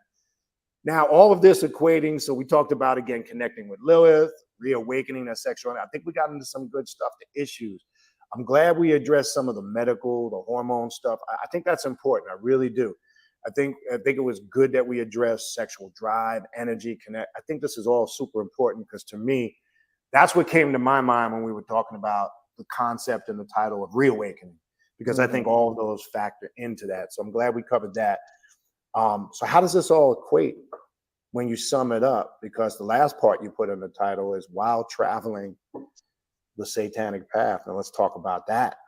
First, addressed to you. I know you did a little bit on the last show, but again, for maybe those that didn't catch it, didn't hear it, address in your experience and perception what the satanic path is and how this all equates, Lilith and reawakening the sexual energy while traveling. I know it's really everything we talked about up until this point. Yeah. But kind of get a little more in depth. I mean, it's also while traveling the satanic path, but it's also while traveling. So it's like everywhere you go, it's almost a fresh start. I've been traveling for damn near 3 years now. It is difficult to travel. For me, I'm going to say for me, because I don't want to hear nobody's lip about what the fuck you do, because I don't care. We're talking about me. For me, when it comes to traveling my path, as while I'm traveling, it is difficult. There are times where, even throughout the practice, I've been stagnant. I will go a month to maybe 3 without doing a goddamn thing. There was even a time when I was first young and dumb coming into the path because I didn't reach out to anybody until I was like 26 is when I first started to foray into the jackass of the occult world. So it was a part where I took 2 years off. I stopped everything for 2 years. Okay. And I was like, I don't want to do this shit no more. This is not what it is, because I let myself get into stupid conversations, arguments, just petty, stupid shit, being brand new and exposed to a whole world of jackasses and people who thought they were better than motherfuckers because I'm generational. My great grandfather, well, he dead and gone, so I don't give a fuck what he do no more. Right. So I took a full 2 years off. And in that time, what happened? My truck got stolen and I lost my house. And that was Tim telling me, your ass need to come the fuck back, because this just going to work and going home, this ain't for you. You're supposed to have your ass in the spiritual world, realizing who you are and awakening yourself, because this is what the fuck you decided to do when you came back to this bitch. So traveling on this path is not steady. But one of my brothers, he had a moment where he just wasn't doing enough for 2 or 3 months. He had an ex-girlfriend at the time that was like, well, I have to do this and I have to study. Well, baby, we satanic. We don't have to do a motherfucking thing, but get up in the morning and eat. We don't have to study. We don't have to sit there. Well, I have to study 9 o'clock, 12 o'clock, 3 o'clock. If our mental is not there, our workings will not work. If we're not feeling connected, nothing is going to work, So traveling on this path with the guardians I have, with the entities I've been in contact with the work I've done, is a very stressful but beautiful thing. I have grown. I've known exactly what I'm good at or what I'm not good at, what I'm interested in, what I'm not interested in. I will always have information for people because I collect a lot of books, a lot of information. I will always be the person to give information out to people. But when it comes to my personal path, I know that, and I always say 30 years, because if it's over 25 years, I'm going up to 30. If it's close to 35 years, I'm gonna stay at 30. So I've been 30 years probably for like 10 for like 10 years now. But I have learned a lot in the last 10 years that I've been doing my path. And like I said, it's not easy. I sit there, I do research. I want to say I do probably like 60/40. I probably do 60% research and 40% actual rituals, magic workings, divinations, and everything, because I need to understand exactly what I'm doing before I jump into it. Even when I finally did my satanic dedication, and I think that is coming up. It's been, let's see, I think it's been December 31st of this year would be 14 years I've been a dedicated Satanist. When I tried to do it before, shit didn't work. Matter of fact, I didn't even know I was even on a satanic path until 2 years after I started reaching out to people. When I actually knew more, because up until then, I didn't know what the fuck a Satanist was. The fuck do I know that shit? Because I kept to myself. I've always been a private person, But once I started to research all that was out there, I learned real quick. Wicca is not that shit is not for me.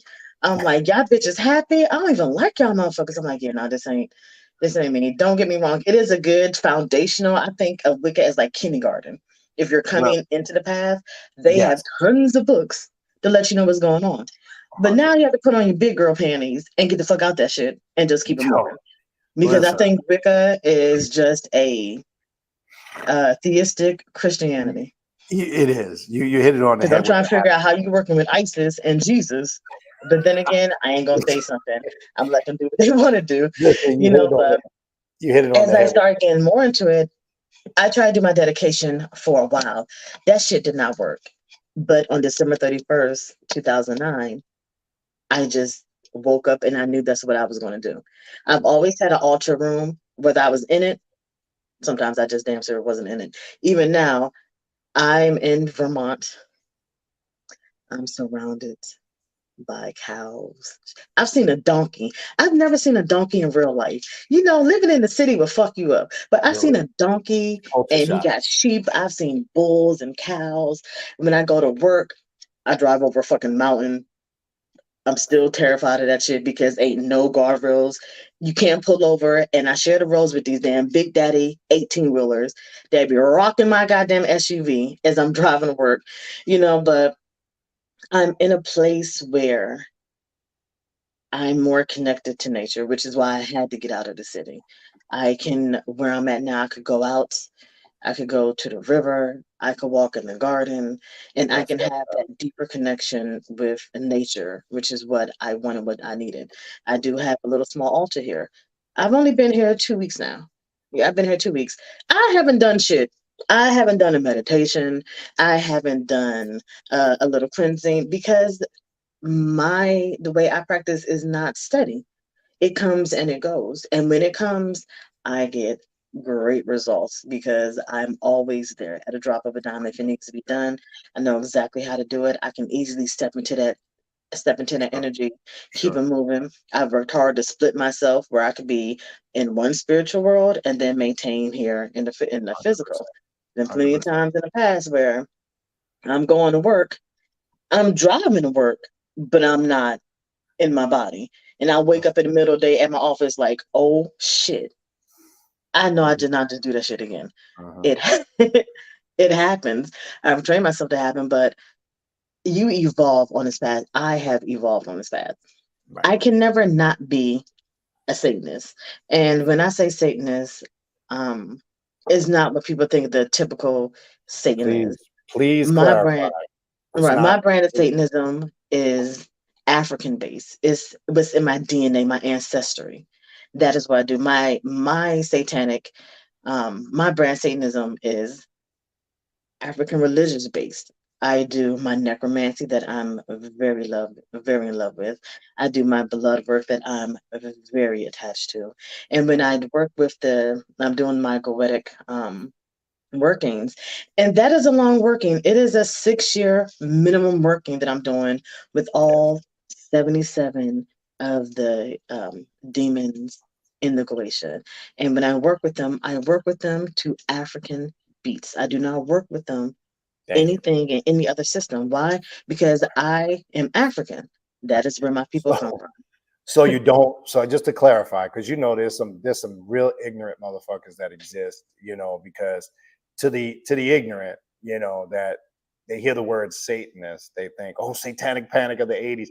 You walk around in black robes, hail Satan, and all that. This is the only thing you will see me wear that'll be satanic. Because when I went out with my coven, like I told you that time, I'm with a whole bunch of white people. It ain't too many black Satanists. You already noticed. It ain't too many of us. We're like a 2 cent in a dozen or 2 cent in a dollar. It ain't that many of us.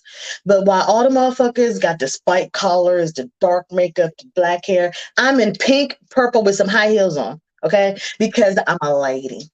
I like the colorful shit. You're not going to see me walk around. I have my tattoos. My tattoos are on the inside of my arm. So when you see me, you're not going to know what the fuck it is that I practice because I don't need to show you this retarded shit because that's not me. My practice deals with my ancestors. I've done years and decades of work to research my ancestry to see where my family came from and everything. I've done the DNA test, which really don't mean too much shit because, of course, they're never going to show your Native American side because Natives like, fuck you, you're not getting my blood, and I don't blame them. I wouldn't want to give them that shit either. But I've traced my ancestry. So whenever I work with any entity, they are either dark skin, they're light skin. There are ones that appear, I can't even call them white. Like I said, when I was in contact with Lilith as a child, she was white. And I mean like paint white. She wasn't like a white person. She was fucking pale as shit. Powder. Powder. She was what you would think white really is. Right. That's how she was. So I've never seen her as like some people think, oh, they're blonde and blue eyed. Y'all need to get over that racist shit because ain't nobody no fucking blonde blue eyed. I never saw it. But all my entities have always been different colors. I've seen people that have been fucking purple, green, black, orange, and I'm like, I don't know what the fuck it is, but hey, bet it is what it is. Everything is colorful because I do everything focused on my DNA. Why? Because I already have that connection. So my brand of Satanism is African and it is necromantic and it is blood filled. That is my brand of Satanism. Because we already know Satanism just means the adversary. You're just being the adversary of all the other fucking religions. That is it.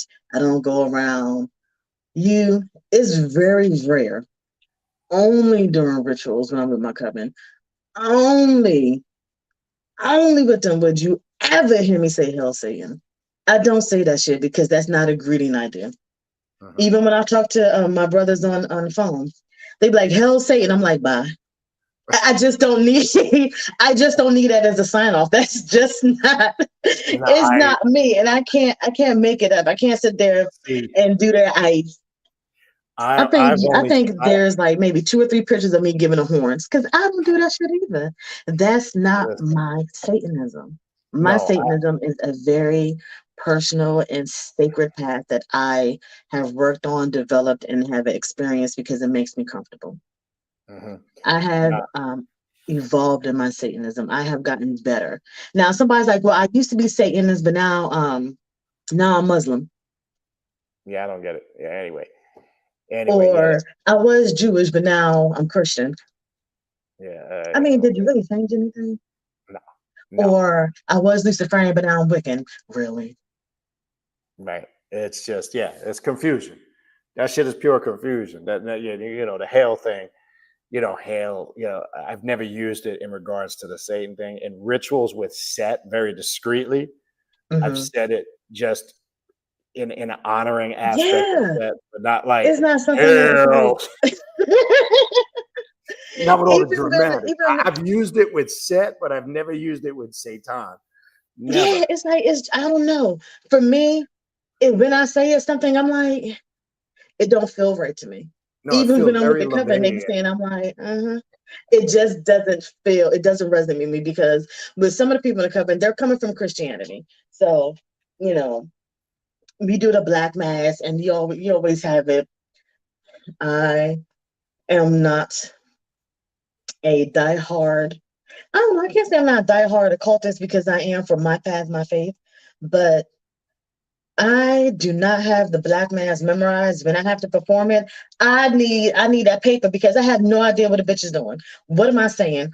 Who am I today? Am I reading in the English? Because you're gonna say in the land? Am I assistant one? Am I assistant two? What is it that I need to say? Am I do it? Do I walk to the left and start smudging everybody, or do my dumb ass walk up? Like I'm confused. I will always be confused. Why? Because I do all my stuff in private. I still don't like being in front of people. I've always been this way. Like doing broadcasts. Like if people were paying, if they probably were paying attention because motherfuckers like to critique everything. But my hands are always moving or they shaking because the fact that I know you get a lot of views. I can't see anything that's going on. I just see you and me.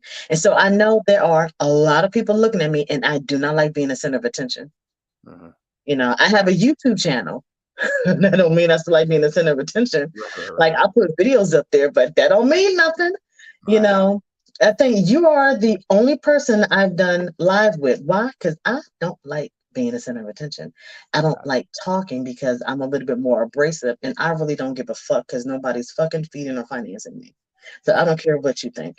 I really don't. exactly. So I Exactly. just try to figure out, but when it comes to the black mass, they have where people like, what is it? Do you deny Christ as the Redeemer or some shit and you step on a crucifix? And I can understand for people who are coming out of the paradigm and they've worked hard to Yeah, I get don't out of need Christianity and they just found the satanic path. And some of them are reverse Christians, not all of them, but some of them are. And to them, that helps to deconstruct what they that's were fine. Yeah, forced to learn. yeah. But I just be looking like, nigga, step on the cross ain't gonna do nothing but get you a fucking splinter. I mean, it is, it is what it is. Like, and then on top of that, I've seen people burn the Bible. Now, I had the Bible that my grandma had, and grandma was doing some things. So I know for a fact she wasn't a Christian. The shit she was teaching me. My Mhm. grandfather was Jewish, but he wasn't that all of a Jew because he had some. He was the gangster. I'm just gonna say that my grandparents. That I'm pretty sure they had warrants probably to the day they die. But he has the Quran. I have the Book of Mormon, which is a damn talking rabbit, and y'all got magic underwear, and you talk about what the fuck I practice. Like, how dare you? So I have all these books because it's educational. I can't memorize any of that shit because it doesn't appeal to me. So I could read it and be like, I don't know what the fuck I just read. So I'm just Right. gonna go ahead and leave it there. But I collect information. So when people like, oh, you want to burn a Bible? I'm like, that's still a book. I'm not Right. a book burner. I love books. I don't give a fuck what book it is. I'm Yeah, not burning shit. exactly. Like it's a resource like certain things like how I can't do hoodoo. They everything they do is based on the Bible. Bruh, what? Yeah, I'm no, not it's about to take the book of Palms, Psalm, or however the fuck you pronounce that shit. And I'm not doing none of that shit. So I can't even like I would love to go into more African traditional religions. Like I have a thing with voodoo, because as we discussed before, have these bitches just want to sit there and put their boyfriends in the freezer or put the blood in the spaghetti because he been cheating on her and she want the motherfucker back. Or they like, I'm gonna put this nigga in a jar. The one group I was in, I call it petty magic. Because a lot of these hoodooists in that group, I'm not gonna say all of them, but in that particular group, them bitches, they really needed Jesus because they needed somebody to tell them maybe if he cheated on you, just leave him alone. But it's like, no, no, no, no, no. I'm not that type of person. I have my own brand. I have grown. I have done so much. I had to get comfortable doing certain things. Like I said, I have my tea shop and I focus on spiritual teas and spiritual incense. And the shit is beautiful because it's something that I didn't think I would want to do because it's not going to replace my medical and my psychology. That mm, is my breadwinner. That is where I make this money. This is what I want to do because when I'm looking for something, I normally can't find it. Or I see something, I'm thinking, why I gotta pay you 60 fucking dollars for this goddamn candle? Bitch, I could go to the dollar store and buy one. Like, why is your candle $60? Or And all every they do time is you're looking at certain things, right? This shit doesn't make sense. So it's like, I've grown, I've elevated. Lilith is my spiritual mother. I am just deeply connected to her. I don't always interact with her because I don't need to. correct. You know, Osmodeus is my spiritual father. Same thing applies. I tried putting them both together on an altar because she thought it was going to be funny. And every time I came home, his shit was on the ground. I'm like, look, his shit too goddamn expensive. Stop throwing that shit on the ground. So now they're on separate altars. They just had to be. At any given time, I have between 3 and 14 altars. They rotate. Some come down. Some go up. Some decide they want to be together. I do have a main altar, but my main altar is nothing but it's all necromancy. It's all just the darkest of dark energy. And that's pretty much where a lot of my stuff goes. But traveling on this path has been annoyingly rewarding. I've come across only now in my early 40s have I been coming across people that I'm so fucking glad I've came across, because man, when I was in my 20s, did I tell you about the dude that was like, if I want to be in his coven, I gotta send him a butt nude picture of me with my head cut off, wearing my best aim. Like, I'm like, now I might be like a year on this path, but I ain't that goddamn stupid. But women did. His book was full of nothing but women who were butt naked, and I'm looking like, you bitches actually did it. Oh yeah. Or then the ones like, yeah, well, you gotta fuck me and everything. You know, I sleep with. I don't know you. You think I'm gonna let you in my body because you do. All right, whatever. But this path is going to test people. Yeah. Not everybody. Like my friend said, she said within 10 years, look back and see who started with you. And it's true. It's a lot of people that just have not been there, because for them it was something passing. But once you realize on this path you have to take responsibility for what you do, a lot of people won't bail. Exactly, 100%. But that's awesome advice. So let's do this now. We do got some questions building up in the chat. I'm going to put the link in. I'm going to do that right now. Again, please, for the sake of time, do not come in telling us a long, drawn-out story. I'm not trying to be rude. I just got to keep it real. Don't come in and tell us just, but question. Let's stay on topic. Let's stay in alignment with what we're talking about for the sake of time. Okay? I just want to be clear on that. That's why I don't too much when I do the lives and have guests bring people in, because sometimes people come in and they just get in some long, drawn-out story. Don't take it personal. It's just not the time and place for it. This is a show, and we want to stay on dialogue with the topic. So when it's uploaded and, after it's uploaded, I don't want people to tune in like, oh, how did it go from this to that? Okay, I got to put that disclaimer out there, all right? So I'm going to put the link in. I'm going to start in the chat. I'm going to scroll to the top. No, I'm going in order. It's just only right for people that have been here since the beginning. It's not right to start at the bottom, because people get all hot in the pants.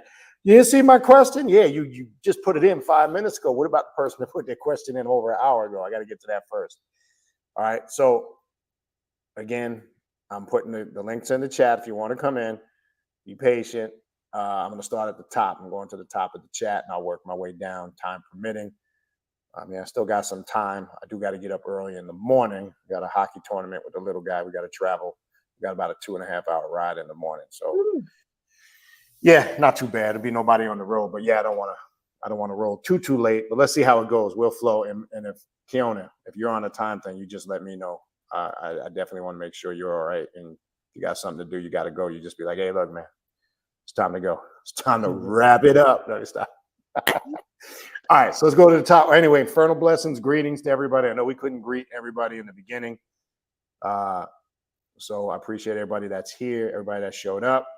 All right, let's get to the questions. I'm going to try to focus on questions. If it's a comment relevant to what we're talking about that I think, I'll throw that in. I'm not going to really get into the comments.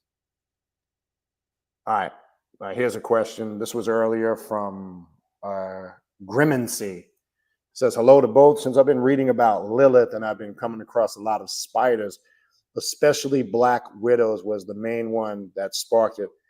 The question is, have you had any experience, have had any connection with that while working with Lilith, or have you experienced any aspect of that with her? Spiders or anything like that is the question. I was bitten by a brown recluse that I didn't know about when I was Oh, working. wow.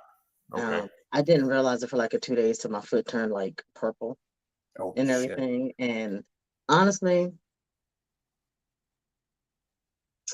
it gave me a better connection with spiders because I am definitely terrified of spiders.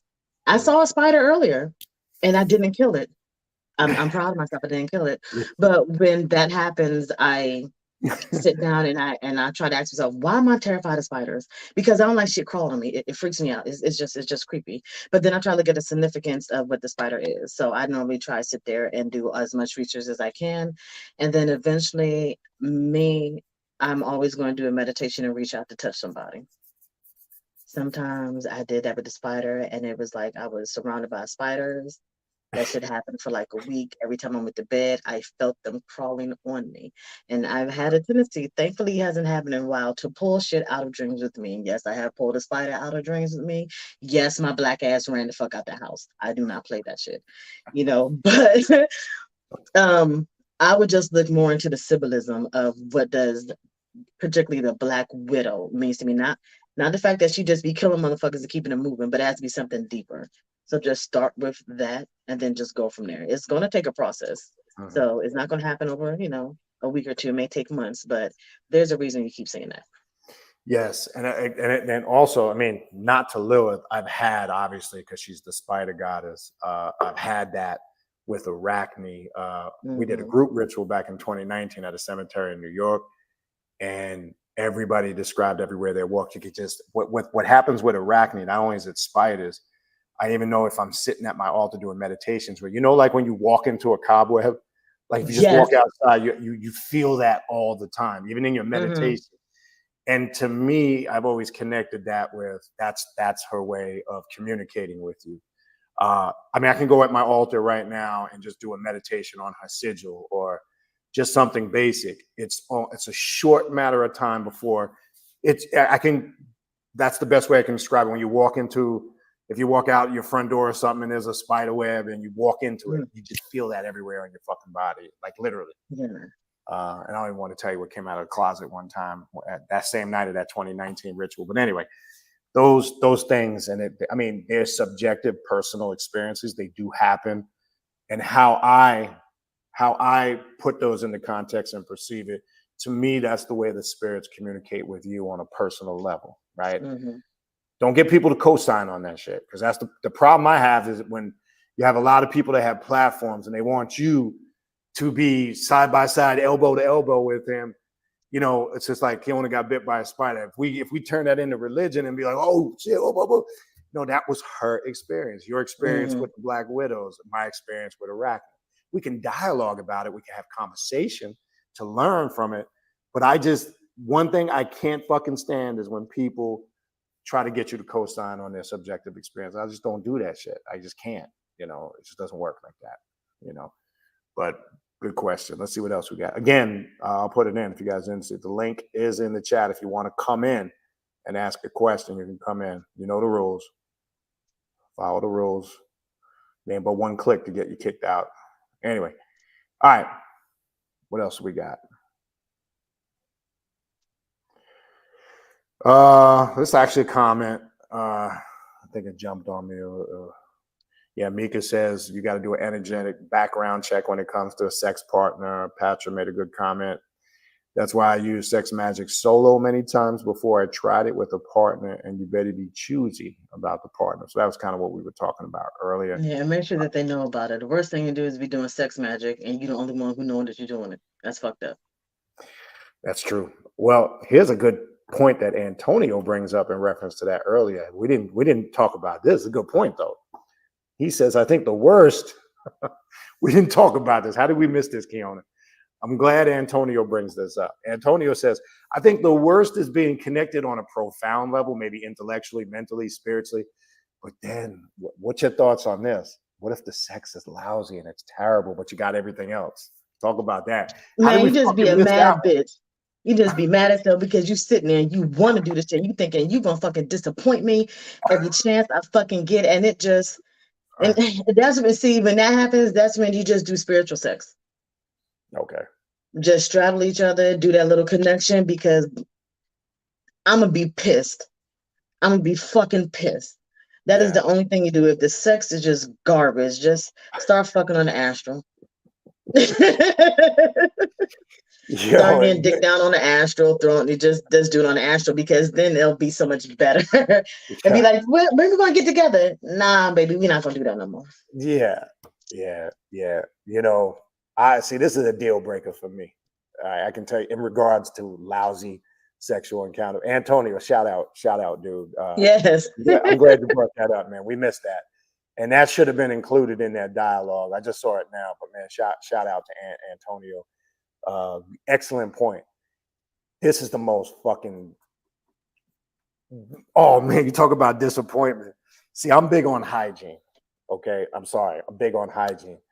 Ain't nothing worse when you're about to get into it and you got some stank breath, or you got some BO you cannot identify, or you got some funk. It's just I'm done, man. The soldier ain't gonna stand at attention. It's a wrap. It ain't happening, Captain. The breath, I don't know what it is. Maybe I got OCD because I'm like fanatical with my teeth. I don't miss a day flossing them. I brush them twice a day. You know, I got the blue Listerine. You know, the one that kills germs. You know, the taste. Okay. But don't forget, there's also the reverse. You could be with somebody who, you know, y'all met, you think y'all, you know, both on the same path. The sex is good as shit, but that motherfucker dumb as a box of bricks. And you're like, oh, yeah. And then they try to do rituals with you, and you just so confused, and you like, the fuck did we just do? Because they just throw you all the way off. So you try to do a sex ritual, and it's good, and then it comes time to the climax, and they say something stupid, and you like, everything. I fucked up my goddamn orgasm. Either one of those situations is fucking horrible. You know, because like just because you're compatible mentally does not mean you're compatible physically. That's an excellent point. And yes, and again, shout out to Antonio for bringing that up. I don't know how we missed that. That is super important in this dialogue we have in this evening, in this conversation. And the reality is it exists. It's real. It exists. You know, I think we've all been there to some degree. I know I have. And the dumb as a rocks thing, my God. Unfortunately, I woke up a few years back. And not because by choice. I would always, and again, not by choice. And my sister gave me a wake up lecture and speech one time, my older sister. I would always tend to attract women that were anywhere from like 6 to 10 years younger than me. Not by choice. It just would happen. Didn't go looking for it. It just would happen. And then they start talking. There's these hoes. Don't take this wrong, anybody. The hoes that, you know, they in beauty school and, you know, don't got no real goals and they do nails.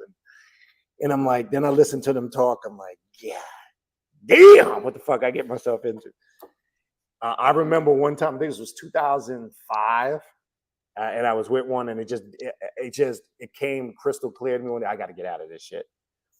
And lo and behold, to my surprise, I'll never forget, wake up in the morning, and this one comes to me with, I feel like there's things I haven't done. I feel like I need to go back to school. Like, I said, you know what? I think you are 100% right. I think, listen, I don't want to be in the way of you and your goals and your dreams. And I think you need to go out there and do what you need to do. That's funny. And I did the fucking happy dance afterwards, because I bring that up to say, even though I'm joking, clowning, having fun, there has to be that compatibility. You can't, the energy, all of that's connected to what we're talking about, compatibility, the energy being right. There has to be, I think you have to have elements of a spiritual, a mental, and a physical connection. That's three things that, in my opinion, that need to be there. Look, nothing's perfect. I'm not saying, look, there's no such thing. It doesn't fucking exist. I think if you have that in a good amount on all three levels, because look, I guarantee you, just as much as you can find something about somebody you like, you're going to find shit about them you don't fucking like. That's just, let's keep it real. I don't care if you've been in a relationship or marriage for years. Don't act like you can't find plenty of things about a motherfucker you don't like. It could be the way he fucking sleeps, chooses food, whatever. I'm just saying that's just realities. That's everyday normal shit. So I don't buy this shit with these happy couples all the time. We're so happy. Like I said, if you happy, something's wrong because somebody is serial killer. Somebody got some bodies buried in the backyard. I refuse to believe that you're happy 24/7. That shit is not, no. I refuse. Exactly. Everybody has a bad day. Sometimes you just wake up and energy is not there. Or those couples, we never argue. He gonna kill you one day, or she gonna kill you. That's what's gonna happen. Go ahead. Good point, though. But shout out to Anthony again. Pastor says, "Fuck my mind first, please." Yeah, I agree. Good comment. Yeah. Good comment. All right, what else we got? Pastor says, "Stop lying on your dick, sir." Listen. I give you a good. Listen, I'm gonna be honest with you. No exaggerate. I give you a good 20 to 30 minutes. All right. I might need a water break. Sometimes that's all you need. It'd be like 45. I'm gonna need you to stop. Listen, I've been in a situation like, bro, look, you need to stop. Like, I got shit I gotta do, and you still going. Look, we just go ahead, wrap it up. Go beat it in the shower or some shit. But I got to go. I got shit I gotta do. I ain't got time for that. Man, look, half an hour max. Leave me alone. And these are the things you got to dialogue. And again, one thing I always say, whether it's just a sexual relationship, a spiritual, or both, communication is the fucking key. A lot of people just don't talk to each other and express these things, whether it's desires on that tip, on the physical part, spiritual goals, and where you both are at mentally. All these things need to just simply be talked about. I find out it's fucking crazy, and this is no exaggeration. And it's not just in this topic we're talking about tonight, in life in general. I find out a lot of shit goes down and goes haywire or goes fucked up because people just don't get straight to the point and talk about things anymore. I don't know what the fuck it is. It's like a disease that's rampant in the world. And then they find out, man, if we would have just talked about it, we just mentioned that shit. If I would have known, Because people don't talk. They make it wrong to talk. They don't, like when you have kids, they don't talk to their children. They talk at them. Some people are so used to being talked at and then being chided for actually expressing what's going on that they don't know what communication is. So when they do start to communicate with people, sometimes it breaks down because they don't know how to express themselves. And it's a fucked up situation. Yes. All right. So here's a comment from Blade of Astar that opens the door to something that I want to discuss. We were talking about sexual repression or sexual obsession, right? When sexual repression, causes curiosity, he says it can become an obsession because you can get out of control. It can lead to frenzy. Now, this leads me to something I forgot to ask you earlier that I wanted to ask you in regard to male practitioners working with Lilith. This actually came up also in one of our temple discussions with Asenet Mason in one of our classes on Lilith a couple months ago, not too long ago, 2 months ago or so. And a lot of male practitioners, I've seen this. Now, I've experienced it. I never let it get out of control with myself, but I've tapped into it. Now, this is, again, more so from a male perspective, but I'm asking you, as far as you dealing with people and working this, obviously there's the male involved too. And Asnith was even talking about it in that class, and I had added some stuff to it, and some other people did based on male practitioners. I'm saying, based on their experience. We were talking about how Lilith sometimes with men, if you tap into it, it can happen with females too. That came up, but we were more so focusing on the male practitioner who she can obviously increase the sex drive, the sex energy, but some men don't know how to tap into it. And I've seen more of the obsession, not so much the repression, where they can become sex, crazed, where it's just, and it's not I'm not talking in a good way. Mm-hmm. We're talking in a way where they have no self-control, discipline, because there is that aspect where Lilith could, when I say be testing you, not, she can make you tap in on a level where to see if you have control, if you know how to harness that. And that's why I use the term protecting your sacred sexual energy, because one, I can tell you this, when you tap into love, I can only speak from my experience as a male practitioner. Your sex drive and your sex energy is definitely going to go up 100%. I mean, for me, 100%. And that could be a good or a bad thing, right? And I say a good or a bad thing because from that dialogue, apparently there was a couple of men who that happened to, And when I sensed it, I made sure I kept myself disciplined. I didn't let it get to that point because I recognized it. But apparently there were some who have, it just ran amok, and they just lost all control. They just were chasing it all the time, and not in a good way, and doing shit that was probably not wise to do. Saying all that, I know it was a little bit long-winded. What's your thoughts on that? How it can that repression sometimes, or that reawakening could lead into an obsession? Or what's your thoughts of that when it spirals out of control? What should a practitioner do? How do they get that energy more harnessed and harmonized, where they're feeding off of it and growing spiritually, but they're not being devoured and consumed by it? That's my question. Okay, so we've had a lot of males ask us, can they work with Lilith, and should it be like, is it okay to work with her? Because for some reason they think women work with Lilith, guys work with Satan, all that weird shit. My thing is, I think as a male, well, for males, my thinking is if you're working with Lilith, you're opening up that dark feminine energy, which to me is balancing out the masculine.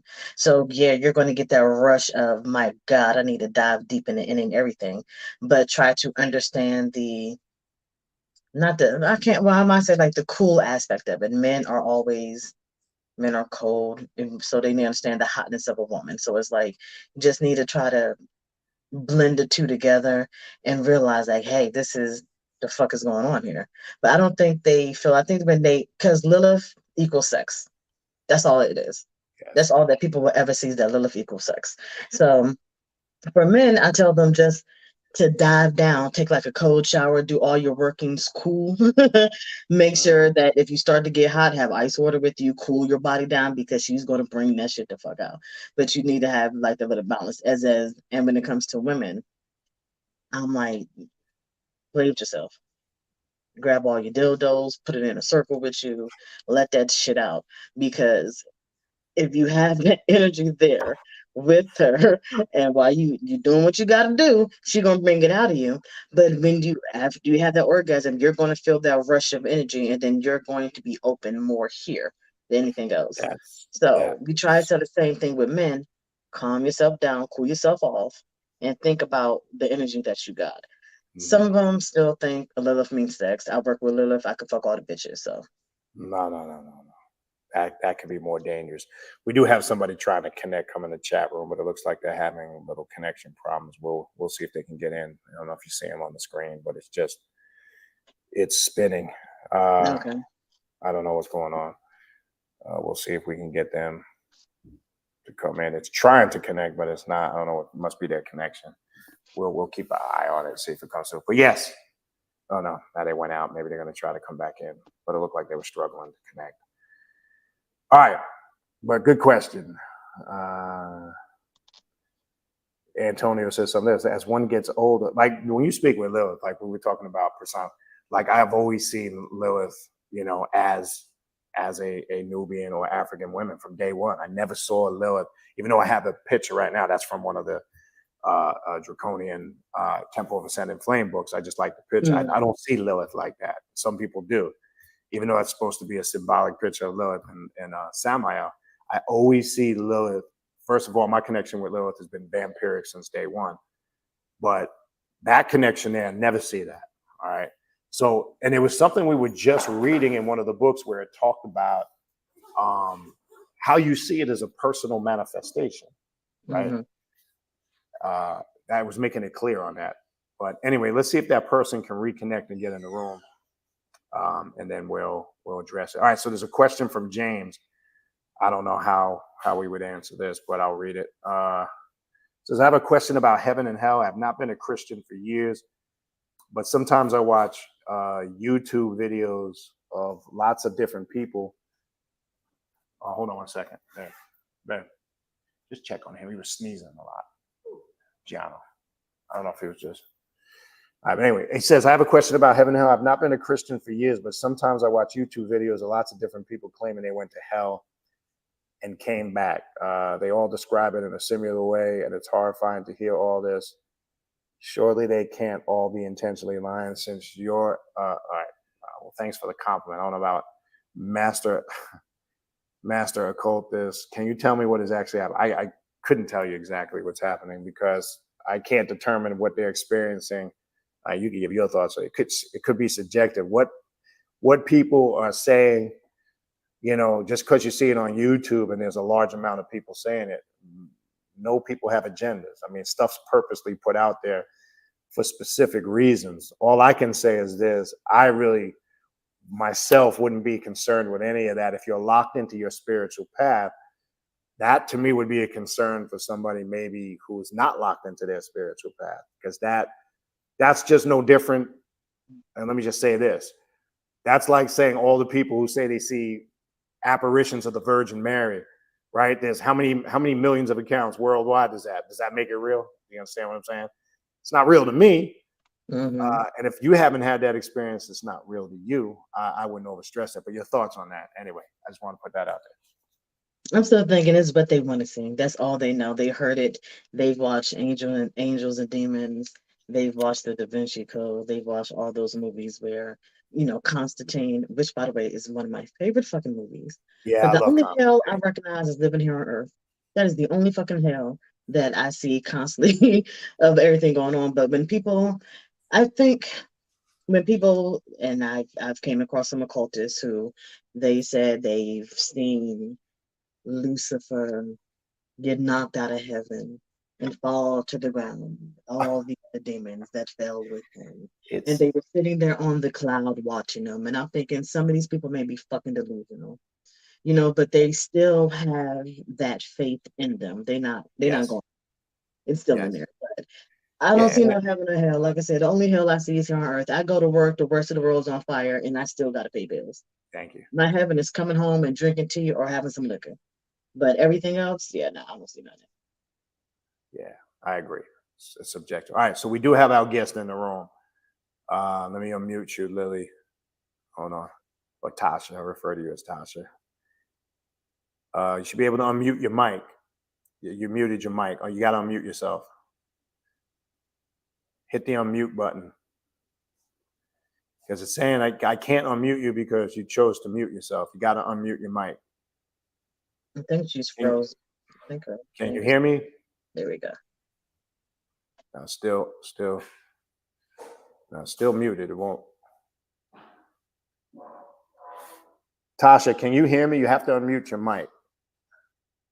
I'm clicking it and it's saying I can't unmute you. Yeah, I can hear you, but there's a lot of overlay. Okay. You don't have a device on in the background, do you? Do you have another device on that you're listening? I have my earbuds in, but there's a lot of other thing that's going over top. I'm not sure what's going on. It could be your earbuds. You might want to take those out. That's probably what it is. It could be the earbuds, and make sure you don't have another tablet or computer on in the background. That'll give an overlay too. Like you guys' mouths aren't even moving and it's playing over everything. Yeah, it's got to be your connection because the connection here is good. It might be the device. Maybe I'll get closer. Okay.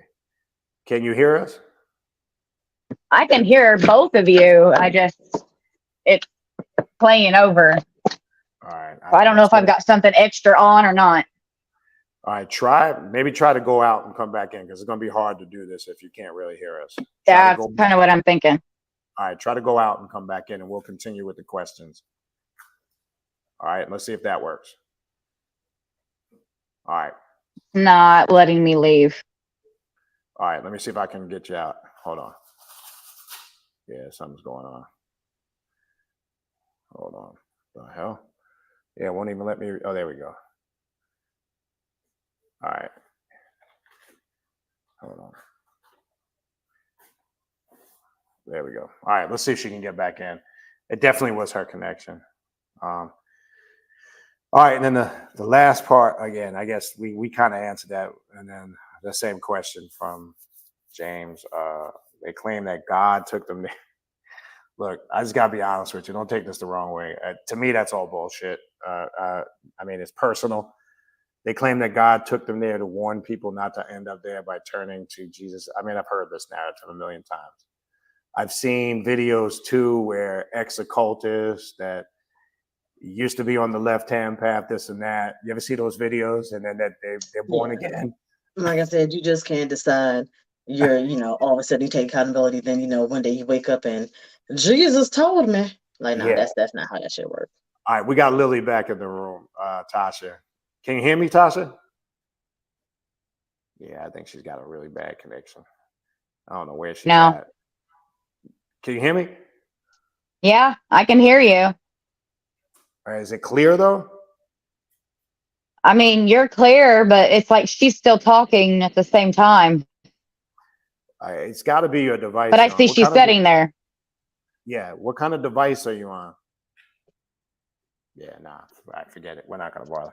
It keeps going out. It's got to be something with her device. It's definitely not on this end. All right. If anybody else wants to come in, the link, I'm gonna post it again. It's in the chat. Yeah, see, because when she first tries to come in, it says device is not connected. It's just not working, and then it spins. All right, let's keep it. Lily, just type. I see your question in the chat. I'm gonna go through it. Just type it in the chat because it's definitely your device. It's definitely your device. It keeps saying not connected. Can you hear me now? Let me see what I can do. All right. Yeah, just type it in the chat because it's something with your device. I've typed it in the chat already. I see it. I'm at it now. You're gonna be next. I see it. All right. Yeah. All right, cool. Yeah, that's just not, it's not working. It's just, all right, hold on. All right.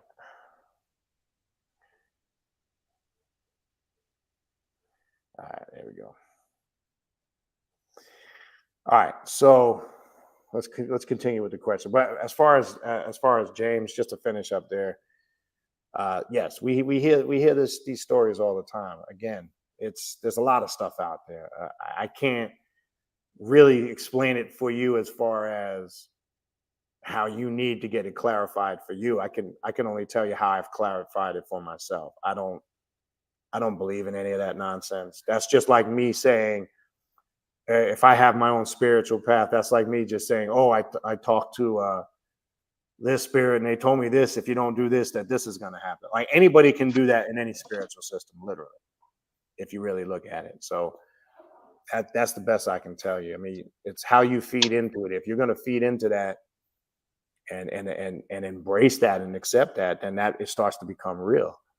But that's fake to me. I don't really care for any of that. All right. Okay, so here's a question for you, Keona. How has Lilith helped you integrate things that have been shown to you in your shadow work? Has she been able to help you? So the question is, has she been able to help you with your personal daemon or your higher self? Yeah, she has helped me to really control. I have a very severe anger problem. I am a very vindictive and I'm a very abnormally dark person. I have very, very dark thoughts. And working with Lilith, I have been able to understand them a lot more. I've been able to take myself out of modes. I've been in situations where I just blacked out. And that's never a good situation. Right.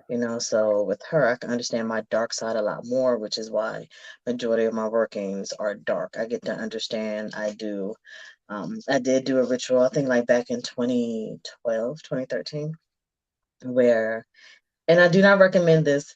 Please, nobody do this. I'm not responsible for anything that happens to you if you do. If you do it, that's your fault.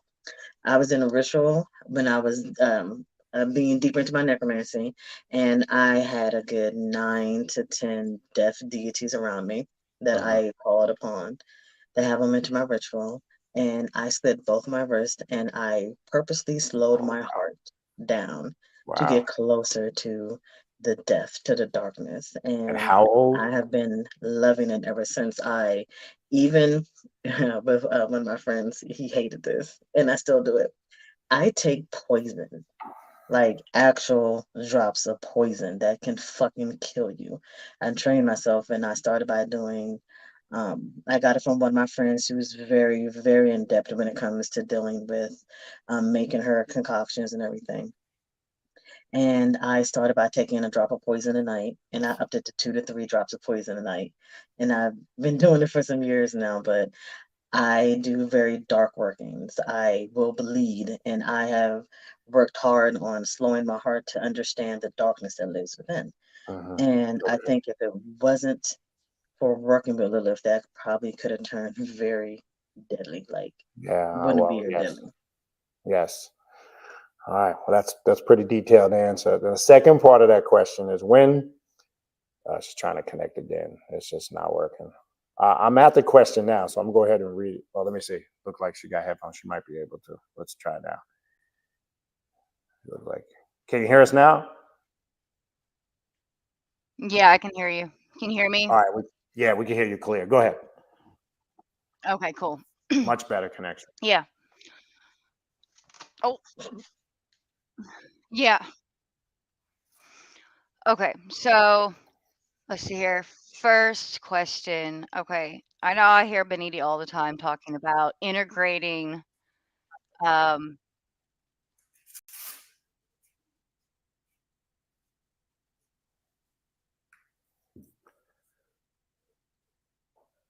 You're still there? Yeah. Okay. We're listening. The personal shadow. I kept hearing an echo. That's why I stopped. At first, I thought somebody else was talking. Yeah, I'm here. But no, integrating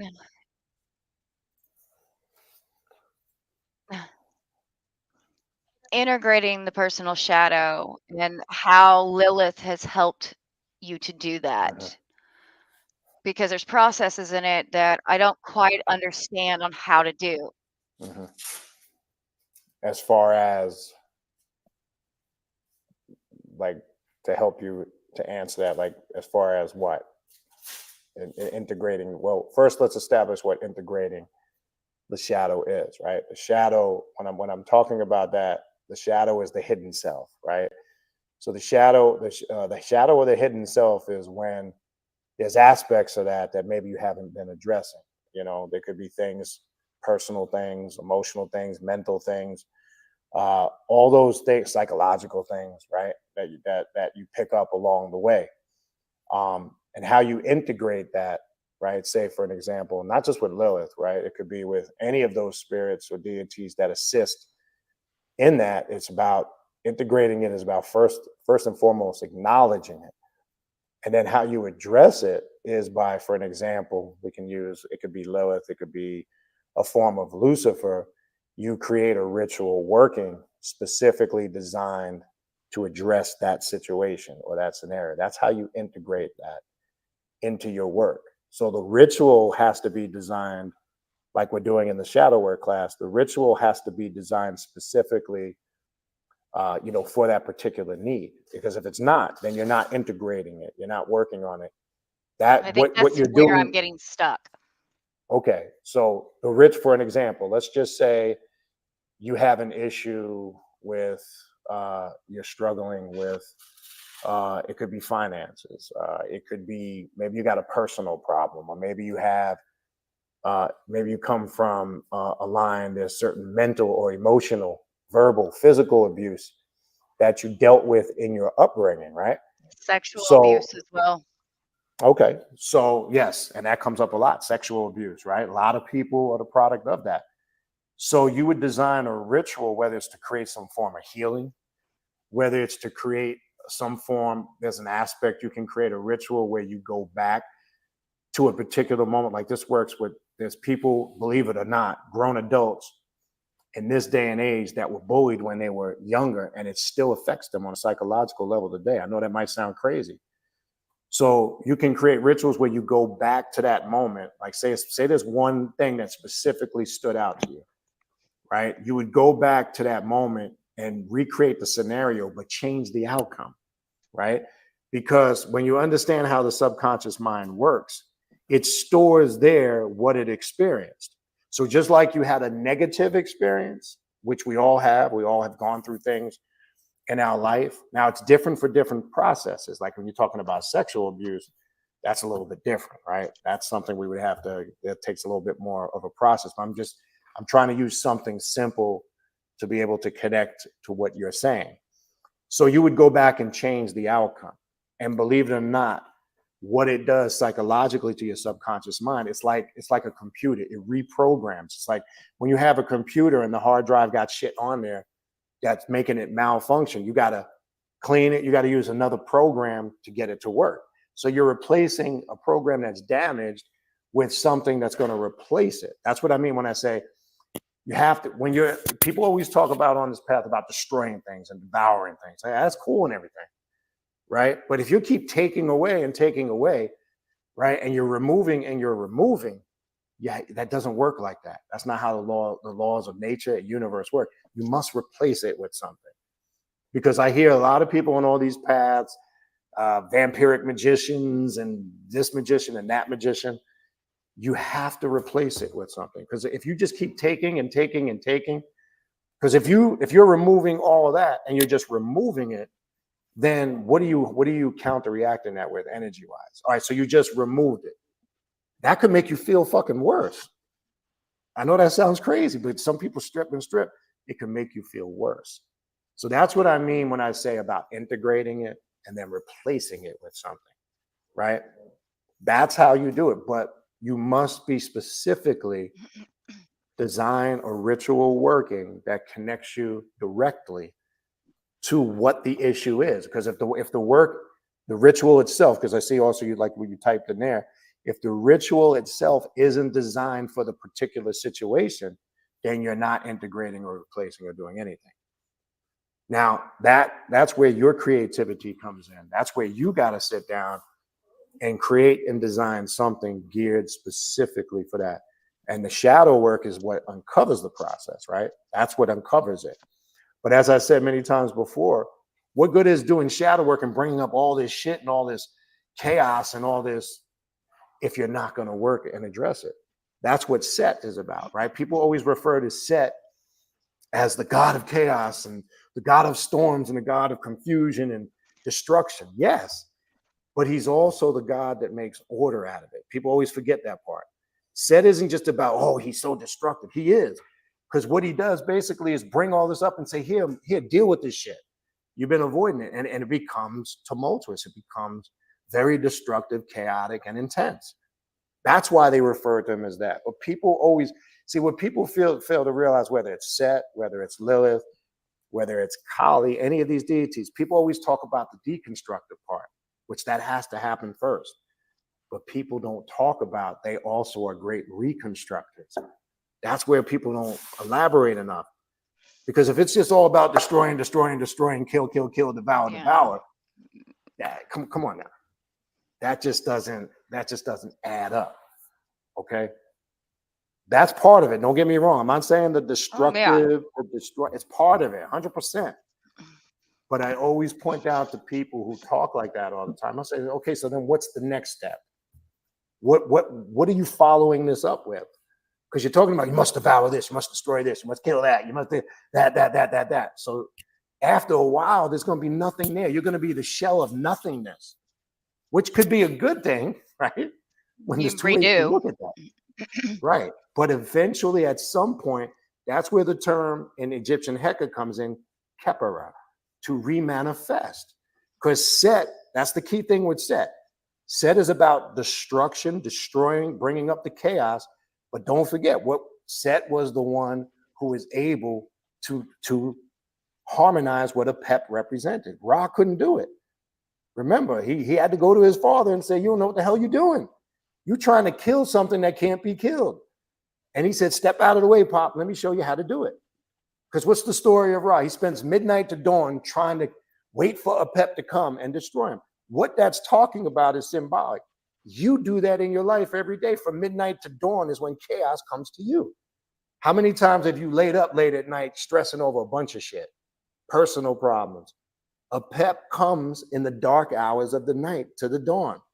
And Ra's stupid ass would stay up trying to kill him. And then the only one that was able to step in and control chaos or a Pep was Set. He said, you can't destroy something that can't be killed. It's energy. It can only be manipulated. Everything you deal with is a form of energy that can only be manipulated. This is why I don't do banishing rituals. I think it's the biggest, stupidest shit anybody can do on this path. Yeah. No sense. My thing is when you're banishing an energy of a spirit or a demon, where's it going? Somebody explain to me, where'd you send it to? Now you can cleanse your space to change the vibrational frequency of it. Like if you're doing work, if you're doing a working for say a whole week or two, yes, you should change the vibrational frequency of that space. Because if you're going to shift from that to another spirit or demon, yes, cleaning it is not banishing it. Cleaning is changing the vibrational frequency. What we do as magicians is we manipulate energy. That's what we do. It cannot be destroyed. And this is why religious people are fucking confused, because you can't destroy God and the devil. They're the same fucking thing. They're just polarities of the same thing. And once you embrace that within yourself, you start to understand there's no such thing as good and bad, right or wrong, evil. It's a matter of perception and how you perceive things. As a dark magician, all energy is productive. It's just knowing at the right time what energy to pull from. Am I doing a destructive work today? I need to pull from death energy, some necromancy energy. Am I doing a work of healing? All right, I need to pull from this. But every time I open a ritual, I call all the chaotic forces because I need them all present to do what it is I'm doing. But in regards to what you're saying, when you're integrating the shadow, you're addressing the hidden self. All aspects of it, not just the shit you like, not just the shit you pat yourself on the back, the shit that you're good at.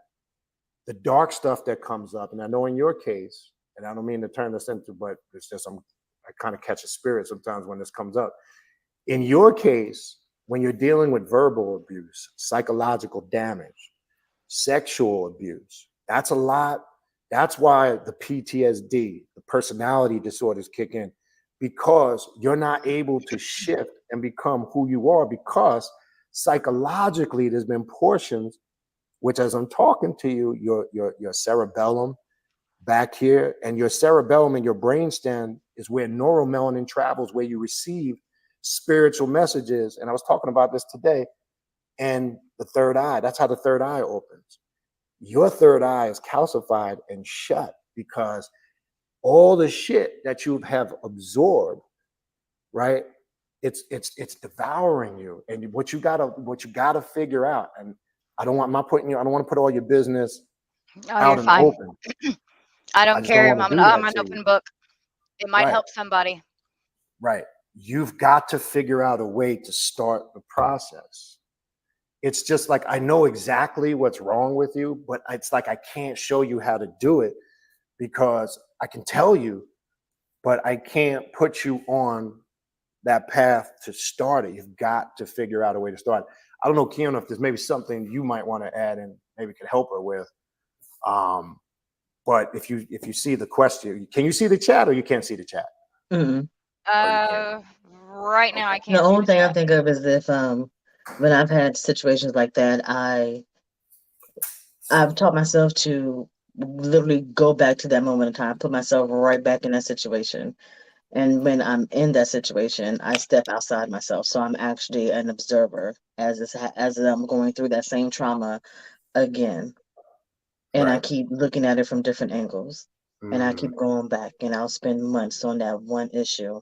I'll write everything down, like this is what I saw, this is what I felt, this is how everything's going. And I keep reworking it until it benefits me, no matter how I go about doing it. But I keep going back. Sometimes I'll be an active participant. Sometimes I'll do what I wanted to do or what should have been done, and I'll do it that way. But I sit there and I constantly keep going back, and I'm literally putting myself in that same traumatic situation over and over again until I want to say I'm like numb to it.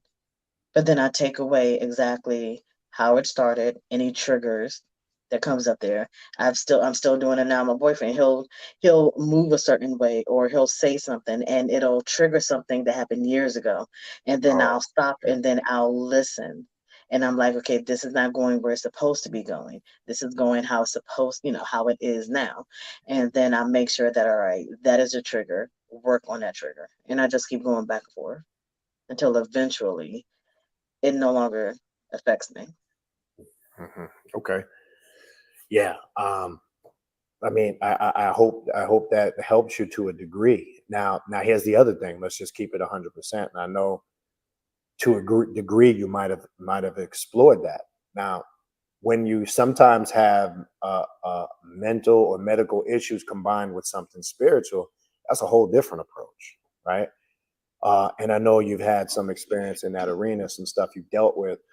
And again, just you know what I'm talking about. And the thing you got to factor in, that's another process that has to be connected to that, because when you're dealing, and I always tell people they got to be cautious of this. And again, I want to make this clear before I say what I'm about to say. I'm not a doctor, and I definitely don't give medical advice.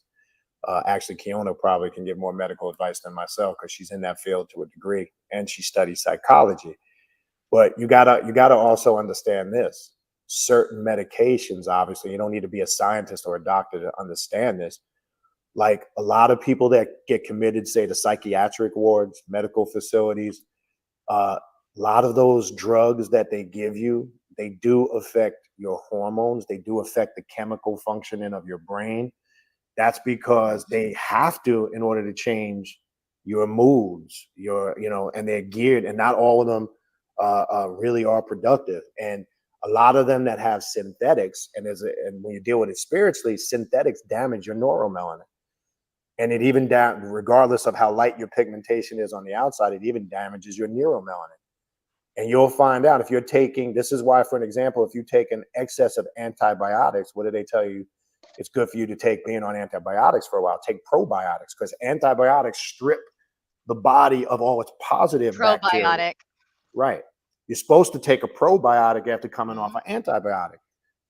So medicines, all forms of medicines that are synthetic, and I want to make this clear to people listening, I'm not telling you to take medication. If you are I'm already sick, on medication, but no, it's I'm nothing. Speaking, It's yeah. nothing like any of that other. I help with my anxiety, Okay. depression. That's what I'm talking about. I won't go on any of these others. Okay. I would rather work with it, not just put a Band-Aid. Yes. But I also need to cope.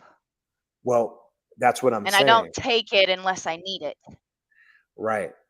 Well, what I was trying to get to the point, what I was saying with the medicines, I'm speaking to everybody listening. I'm not telling anybody not to take medicine. I'm saying if you need medicine, I always encourage people, take medicine to get back to a whole state and then see if you can maintain it naturally from that point. But if you need it, take it. I don't want nobody saying, oh, Baniti said don't. No, that's not what I'm saying. I'm not saying that. But see, for an example, you mentioned mental anxiety, things of that nature. That is going to affect you to a certain degree, and it will affect you spiritually. Trust me when I tell you.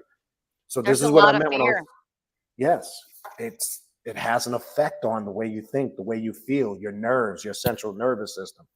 That's important for meditation, focus, concentration. When you have those issues, it's hard to, your visualization skills are going to struggle a bit, right? It's going to be hard to connect. Not that you can't overcome it, you can, but this is why I'm saying where are you located? I'm in Evansville, Indiana. Yeah, see, yeah, you're in the middle of fucking this. I don't even know what cultist that lives in that motherfucker. I'm just kidding.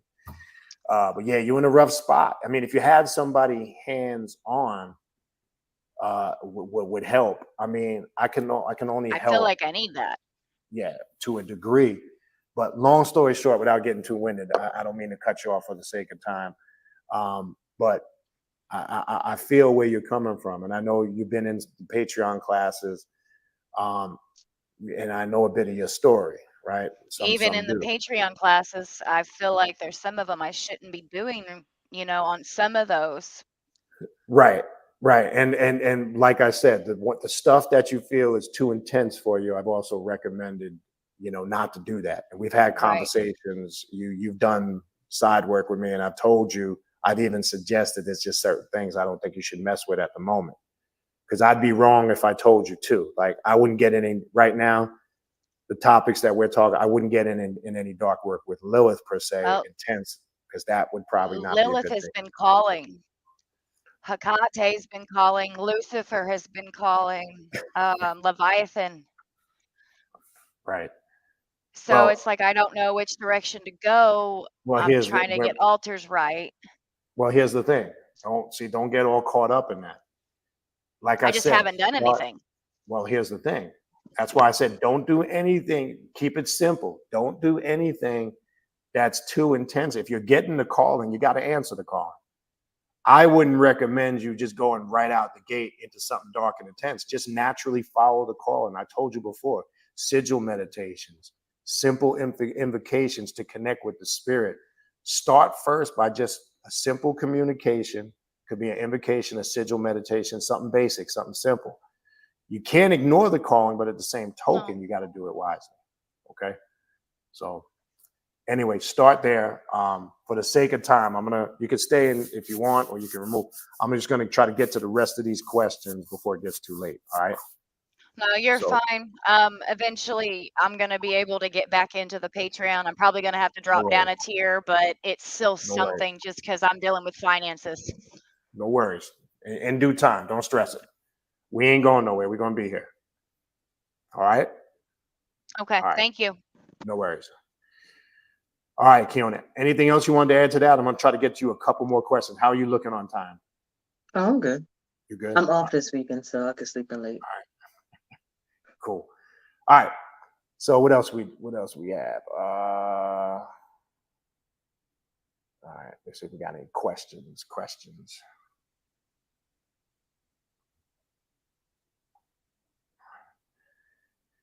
All right. Well, that was more to her. She had also some stuff in there about, personality, borderline personality disorder, CPTSD. I mean, again, without putting Tasha's business out there, she's been through a lot, being raped, molested, abused. And look, this is the reality of, there's nothing here we don't address. We don't run from this shit. I know this is uncomfortable conversations that some people don't like to have, but that's not what we do on this path, okay? This stuff is real. People deal with this shit on a wide scale level, and no offense, but we're worried about sending money over to the fucking Ukraine. And we got shit going on over here that's fucked up. It just, if you want to see something sick, you ever been, this, you're not far from that. Tell them about, which is out of control. Tell them about, I don't mean to laugh because it's sad when I see it. You want to see something sad? You want to see Night of the Living Dead, The Walking Dead? You could pull it up on YouTube. Go look at the Kensington area of Philadelphia right now. Bruh, I lived there. I only lasted 2 weeks in that bitch. I lived in Philly for 3 years. I was in the area for 2 fucking weeks. When I tell you a bitch did not sleep for 2 fucking weeks, and it wasn't as bad as it is. It was pretty fucking bad. It's worse now, but man, I ain't never seen no shit like that in my life. It's not even that bad in DC, but them motherfuckers. Looked like Night of the Living Dead. They was doing the Thriller hard as a motherfucker. I'm like, God damn, these niggas is hitting that shit. And it is fucked up. It isn't funny, but if you can't laugh at dark humor, I don't know what the fuck is going on. But that's how they want us. They want us to be that way, so that way we can't think, we can't focus. The more they fuck us up, the more they get us addicted to shit. The more they push it in there, the more where they know people can't cope and they turn to drugs. It helps them. I've done work at a clinic with the psychiatrist, and we've had 9-year-old girls who are addicted to cocaine because you don't know what the hell these children are going through with some fucked up parents. Just because you can be a parent don't mean you deserve to be a parent. And these children are getting hooked on the hard drugs to escape the reality of what they're living. And then sometimes they don't get the help they need and they end up turning into Kensington. And that's what's so fucked up about, I hate to say it. Look, I love this country and there's things I despise about it. I'm not going to lie. It's a high country. It is high. Exactly. I was in the military, so it's all right. These motherfuckers is, Yeah. Yeah. But you look at a situation like Kensington. Look at all the, again, I brought up that a minute ago. Look at all the money we have to send to a place like Ukraine, and a couple $1 million could clean that shit up like it's nothing. That's nothing compared. The amount of money it would cost to handle that is nothing compared to the money we send overseas to help motherfucking countries that can't stand us, by the way, hate our guts, and wouldn't do shit for us if shit hit the fan here. I just got to call it for what it is. We help motherfuckers that hate us. Finance and Marines, and when they were over in Afghanistan, he would walk around with a couple million on his back. And he said after they bombed him, they would go and be like, how many people died? And then they will pay them for the people that they lost. That's crazy. And I'm like, so we just when I was over there, the tanks that is over there, I'm looking like, those look very fucking familiar. All right, those are ours. What was I thinking? Yeah, so. Yeah, I mean, you know this from being in the military. Here's the crazy thing. This whole terrorist thing, we created it. Because if you go back to the Afghanistan-Russia war, you got to remember, we trained Osama bin Laden. When we sided with Afghanistan, when he was fighting Iraq, and he was dealing with that, we were the ones, the Bush family, we were the ones that supplied him weapons. We made him who he was, only for it to turn around and backfire on us. And then they lied to us in 2003, talking about Saddam's going to Africa buying plutonium and he's creating weapons of mass destruction. Do you know nobody talks about the fact that them motherfuckers annihilated a whole country, killed innocent men, women, and children, and didn't find not one trace of chemical weapons, biological. Man, when we went over there and they was like, we over here for what?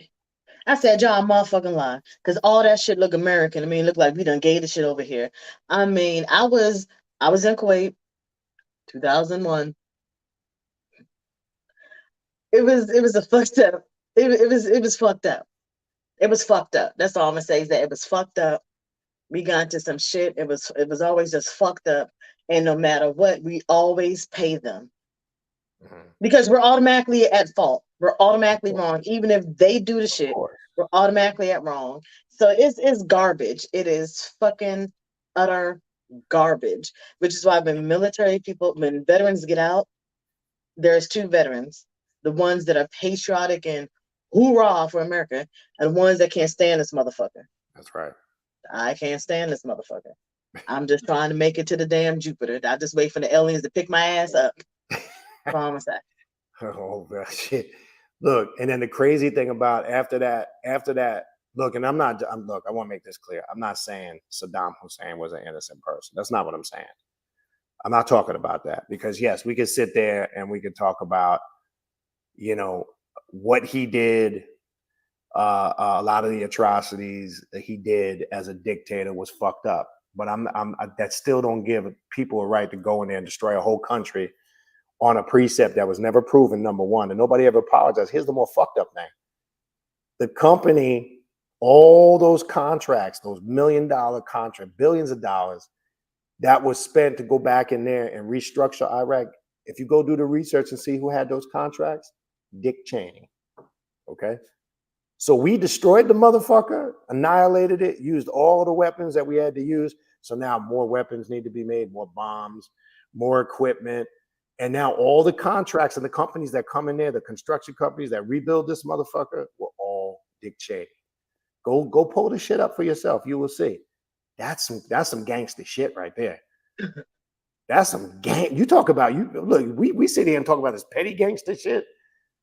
I can go in there, accuse you of some shit you didn't do, make myself look like the hero, destroy your whole population, your whole economy, and then I come in on the slide as the hero to save you. That's some gangster shit right there. That's all I gotta say. That's some next level gangster shit. Nobody ready for it. That's what we're dealing with here, people. Anyway, don't get me started on shit like that. But you get the point. All right, what else we got?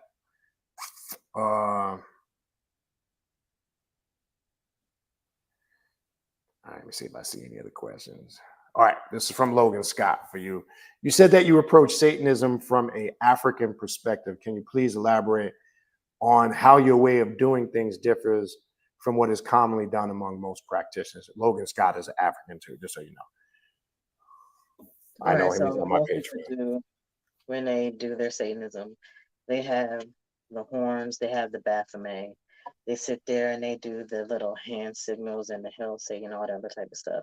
When I do mine, the first thing I go to my astral plane, my astral temple. My astral temple is nothing but the earth. It is trees. It is the vision of I want to say near a tropical area. But when I do mine, everything is heavily influenced by African beats. All of my demons, they have that sway, they have that music, they have that beat. We feel the same heartbeat. When I do my meditations and everything, I don't listen to no fucking rock music. I don't listen to Yeah, I I can't don't say. do none of that shit. I incorporate Beyonce. I incorporate Jagged Edge. I incorporate hardcore rap. Any and everything that makes my blood jump is what I deal with. You will not come in, you will not see any fucking white deities, no white demons, no any of that shit that you normally associate with Satanism on my wall. Everything you see would be primal. Everything looks like me. Everything is connected to me. I do my Satanism through my blood. I trace my blood down to where I know my heart beats right. And I do not beat with everybody else's drum. I'm stagnant. So when I sit there and I'm in groups or and everything and I listen to people talk and I'm like, oh yeah, I think alike. There are less than 5 people that I can talk to about what I truly believe in because it is different from everybody else. I cannot talk to certain people about how I interact truly with Lilith because they see Lilith as in her Babylonian self only as a storm goddess. And then they always see her with the flowing red and black hair. I mean, I've had Lilith walk up on me in the physical. That shit will she appears how the fuck she want to. She's appeared as a man, she's appeared as a woman, she's appeared as an animal. I have those. Other people do not. They see her floating up and doing everything. And they'll see her, with her horns. I ain't never seen her with no horns. I ain't Me never seen neither. her with no tail. I ain't never see I mean I just don't see her that way. So how I see her is what makes my blood beat. And Yep. that is my brand of working with the African in me to um I'm sorry, my boyfriend's up there texting me, and I'm like, bro, I'm not finished. Um, uh, that's how I work with her. So I I will never, and I don't know. There will probably be maybe 2 or 3 people from my coven that I will actually invite into a ritual with me. But other than that, nobody will ever see that except for the few people I talk to, I know I can do a ritual with them. But for my coven, I'm too black. I know it's too black. I bring the African into my coven because it is something that you got black people in Satanism. Y'all don't follow a white Jesus, as I like to call him. So yeah, that's how I do my Satanism. Yeah, nah, that's good information. And it's crazy. The same thing with me. Now, obviously, coming from 5% Nation background was probably my first introduction to consciousness, and then going into the whole Egyptian Kemetic thing, and then the Ifa Santeria thing. I'm sure that plays a part in it, but not coming on this path years back, not having experience with any of these deities, I don't ever see them same way like you described. Like my Lilith has braids / dreadlocks. Now the only thing she has, it's a vampire. She has fangs. That's it. That's the way Yeah. I see her though. But that's just Lilith. But when it comes to the different masks of Lucifer or Set, same thing. I have my own personal unique way of seeing, like Azazel too. Azazel manifests for me kind of as an African man that comes out of the from the desert, kind of like as a warrior with the all black on, the veil over his face. It's These things are personal because you hit it on the head. You're gonna connect how it's linked into your DNA and your blood. So it's no different, like you say, like, yeah, that shit you said, that shit with the Satanists with the horns on, fuck all that shit. Look, if that's your thing, look, I won't step on nobody's toes.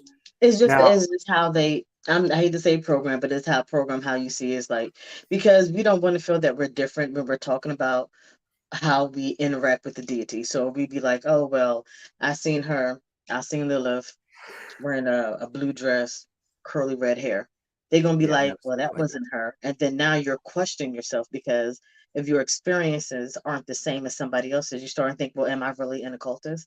Am I really doing this or am I making up in my mind? I've seen I've seen Lucifer looking golden brown like a motherfucker. I've seen Osmodeus, this motherfucker be looking good in a suit. It just all depends. Like I don't see them run around as red demons and everything. Most of my deities when I do interact with them, they're clothed. I mean, there ain't nobody really butt naked, dick swinging, titties going everywhere. They're normally clothed. They're in normal fucking clothes and I just see them, and it is what it is. Yeah. Now, again, it's your own. You're gonna have your own personal manifestation, and I think, long story short, I think upbringing, genetics, culture. I know for me, that's going to affect it. I mean, I just think that's common sense. So it's like we're not going to question a bunch of Euro Satanists. That's why it's that Euro satanic practice has strong Euro influence. Like, for an example, one of the reasons, and I'll be honest with you, with the Temple of Set, and that's why I did a whole video on it 2 years ago, why I left, because I saw how the motherfuckers were non-diverse. Okay. And it was myself, another brother who's Cuban, and Raven. They're not used to diversity in them organizations. And I think the only person I saw outside of a different ethnicity was an Asian dude from I think he was from Japan, in one of our conclaves. He was from Japan, I believe. There's no diversity in it because the problem that I see, well, it's not a problem. The reality is, you go to a church in a white area, it's going to be very white. I'm just going to use basic. It's going to be your Catholic Church, Catholicism, where it started. It's going to have that Euro influence on it. You go to a Bible Belt church in the South, where you have good old boy, it's going to be that energy, and that imagery is what's going to dominate it. I just think that's part of the process, and we have to understand that. And I bring that to say, it's like, you come on this path, you're not going to find mainstream anyway, because a lot of people of different ethnicities, whether they Black, Latino, they're programmed. This is not something mainstream or normal to accept, unfortunately. So I think there's a lot of closet practitioners, personally, in my opinion. But I do think cultural genetics and DNA and ancestry does play a part in it, 100%. Okay. All right. So Mika says, can you talk about sex with different deities? Now, yes, this does happen with some. Some of it can be bullshit. Now, I've talked briefly, and you can elaborate on, Keona, if there's anything you want to add to that. It's personal, right? Does it happen all the time? No.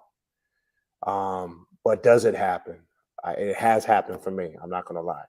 It can happen on a spiritual and an astral aspect, but that doesn't mean it happens for everybody else, right? I don't think it's something you can force. I've never intentionally gone into a work and that was the purpose or the intent. When it has happened, it happens just in the course of the ritual playing itself out. That's the best way I can describe it for me. I don't know your thoughts on that. I mean, if you're getting fucked by a demon every night, let me know, because that spiritual dick is probably good as shit. It's like, Yeah, I don't think that's like happening. I've had encounters, but I think probably the main encounter that I had was years ago, so it does not happen often. Because honestly, if you don't want to be fucked physically every night, bro, imagine getting fucked spiritually every night. That shit is just fucking the worst, But I've had an interaction. And only reason why I knew it happened is because I fell back to the bed. My ass was levitating. Hell no, don't do that shit no more. That's not something I should not be levitating off my motherfucking bed. I may be a Satanist. I may deal with death, but a bitch will run because I am Black. Fuck out of here. I don't do none of that shit, But you do not want to get addicted to fucking deities. That is very dangerous, because you are actually allowing them into partake in your energy. And once they get a taste of the energy signature, you're actually feeding them. So if your whole point is to get that demonic dick, you're gonna fuck yourself up. Don't do it. Yes. If it happens, it's because I feel that they want to guide you. They want you to understand their energy. It's not gonna be a straight, ain't gonna be no missionary, no rod. It ain't like that. It's not. It's a whole body experience. Yes, but 100%. Yeah, don't go in there trying to get some demon dick. You don't want to be fed upon, because that's the next show. Don't try to get some demon dick. You gonna fuck around look like a meth head. Just don't and- do it. There are people who are addicted to it. And it's kind of like people who have sex on ecstasy. They can never fuck regular. They have to always be on it. yeah, I don't want that type of sex. If I have to always be possessed to get some dick, what? yeah, it's no, and that's why I said specifically, I never ever intentionally. I know people that do. I never intentionally went into a ritual, created it for that purpose. Never, not at all. Has it happened with Lilith? Yes. Has it happened naturally? And as you described, it's a whole body experience. And but it's not something you should. No. Or if you every time you do a ritual and you getting fucked, I would probably clear that energy out, because that's not who you think it is. No. Somebody fucking you. Well, somebody draining you. So I would clear that energy out. I would do a good cleansing. Yeah, not recommended to intentionally want to bring that on. I would not recommend that. And believe it or not, there are people that do. I've heard the craziest shit, and I'm like, all right, well, that's you. Okay. Would I recommend or tell anybody to do that? Again, look, as you always know, one of my most popular sayings, you can do whatever the fuck you want. I say that all the time. Right. So let me say that when I'm saying something, it's a suggestion. I'm not telling you what you should or should not do. You're a grown ass adult. You do what the hell you want. But if you're asking me, and I'm just going to give you the suggestion, something like that, I would never intentionally create a working for that purpose, because you don't know. Trust me when I tell you, you don't know what you could be opening yourself up to 100%. All right. What else we got? This was a good question from Blaine to Ask Stars. From the technical side of things to you, when it comes to working with Lilith and her aspects / masks, how should one approach starting a dedicated grimoire? What's good to prioritize in the writing? I mean, I guess that's personal, but go ahead. My grimoire is just a whole bunch of bullshit. Well, it's not bullshit, but I know it's bullshit. I can't say what it is you should prioritize. Whatever comes to your mind, comes to your mind. There are some people, like, I did spend money to get a grimoire. It's probably like this big. It has like the whole parchment paper. It took months to be made and everything. And you could sit there and organize it and everything, but then is it really authentic, or are you just trying to do it so somebody else can take a look at it? Like some of the other rituals, some of the other grimoires I have, it'll be a meditation to her. It'll be a picture. It'll be a poem. And then I'll have like a series of fucking random shit when I work with her sometimes. Fucking recipes. Don't ask me why there's a series of fucking recipes in my goddamn grimoire that I have yet to do, but they're there. And then behind it may be a fucking 5-page ritual. And then it'll be something else. I just kind of go how I want, just how it pops into my head. You can set it up to be meditations, rituals, recipes, death calling, sex magic. You can sit there and do that and figure out which one you want to do. But I think the most authentic way is just to let it come to you naturally. If you want to do whatever the hell she has planned for you, write it down. There's no wrong way of doing your grimoire, because honestly, it should only be for you. And if you plan on starting it for your generation, for your kids, it should still mainly be for you, because it's your grimoire. And then, kind of open it up. But it's yours. Nobody really should be looking at it anyway. Right. 100%. All right. So this is a question in reference to something you said earlier from Golden Lioness. It says, Keona, how did you work on the angle blackouts to be able to harness it? Thanks. On the what? The question was from Golden Lioness. She says, Keona, how did you work on the anger blackouts to be able to harness it? Thanks. I did remember when I said I did that little suicide thing, whatever. That's I crazy. let myself. You never told me about that one. Oh yeah, that was a doozy. That's also when my dumbass decided to jump into the Goetia just because I could. No, it was the cliff off. Would not recommend. I submerged myself in darkness. I let my fear take over me so I could see exactly what the hell was going on. And I don't know how I managed to grab them, separate them, and figure out what was going on. But I willingly Do not do this. Please don't do this. I willingly let fear take over. I let myself be terrified, damn near to death. And I sat there and I sat in that feeling and that energy, and I was trying to figure out where the fuck did this come from. I also, my magic is natural. My magic comes from my mom. All my family is generational. Don't ask me how to do some of the stuff I do. I just know how to do it. But I've always been able to throw myself into past lives. I've always been able to put myself in past situations and relive it over and over again. And like we had mentioned with Tasha earlier, I learned the hard way. I will put myself in fucked up situations over and over again in order to understand exactly how it got triggered. How did I let it go that way? And that is how I was realizing I was not scared of my anger, but I wasn't letting my anger out in a productive way. And so what happened, same thing with repressing your sexuality or your sexual energy or fucking whatever. You start to poison yourself. Poisoning yourself, to me, turns into blacking out. Once I realized, oh no, I gotta let this shit out, cry, scream, break some shit. I learned over time that I have to let my anger out. I don't care if I gotta cut somebody out, if I gotta drive 120, do not recommend through the streets. I don't care if I have to sit there and probably drink myself into a stupor and wake up with a wicked ass fucking hangover. But I have to let that anger out. Then I have to understand why I was angry, what brought me to there. And over time, I learned I no longer have blackouts. I rarely get angry. Like I said, when I get fully, truly angry, I do curses. I've only done probably 3 of them, which means I'm controlling my anger very damn good. And it takes a while for me to do a curse. I have to be, for me, I can't just sit with that feeling for a day. I have to do mine for 3 days because I will fuck you up after a day or 2.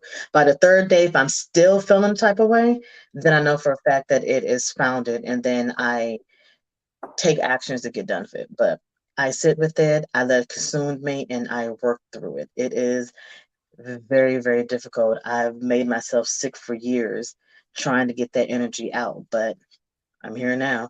So it was worth it. Right. Good stuff. All right. So hopefully that answers your question. Golden Lioness. Patra, what's going on?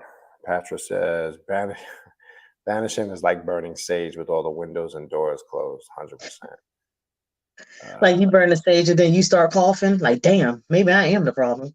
That's what I'm saying. It doesn't go nowhere. Now, Antonio brings up a good point. I think casting a circle, Widdershins does what a banishing does, but better and more personal. Like even the hermetic circle, it's not any form of banishing. But when you're casting a circle, it's you are drawing and you're creating energy. For an example, I always say this with the hermetic circle: you're casting an 8-pointed star of chaos.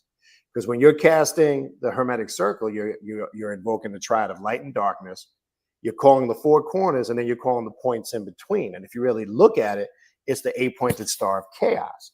What you're doing is you're invoking the forces of light and the forces of darkness. Because in essence, that's what a real magician needs to harness their true power. See, people in the right-hand path philosophies and the fluffy shit, they get it twisted.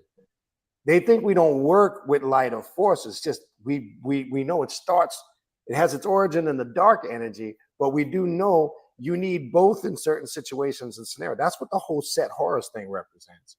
That's what the whole the Mawuti represents when you see the body, one body, the head of Set, the head of Horus.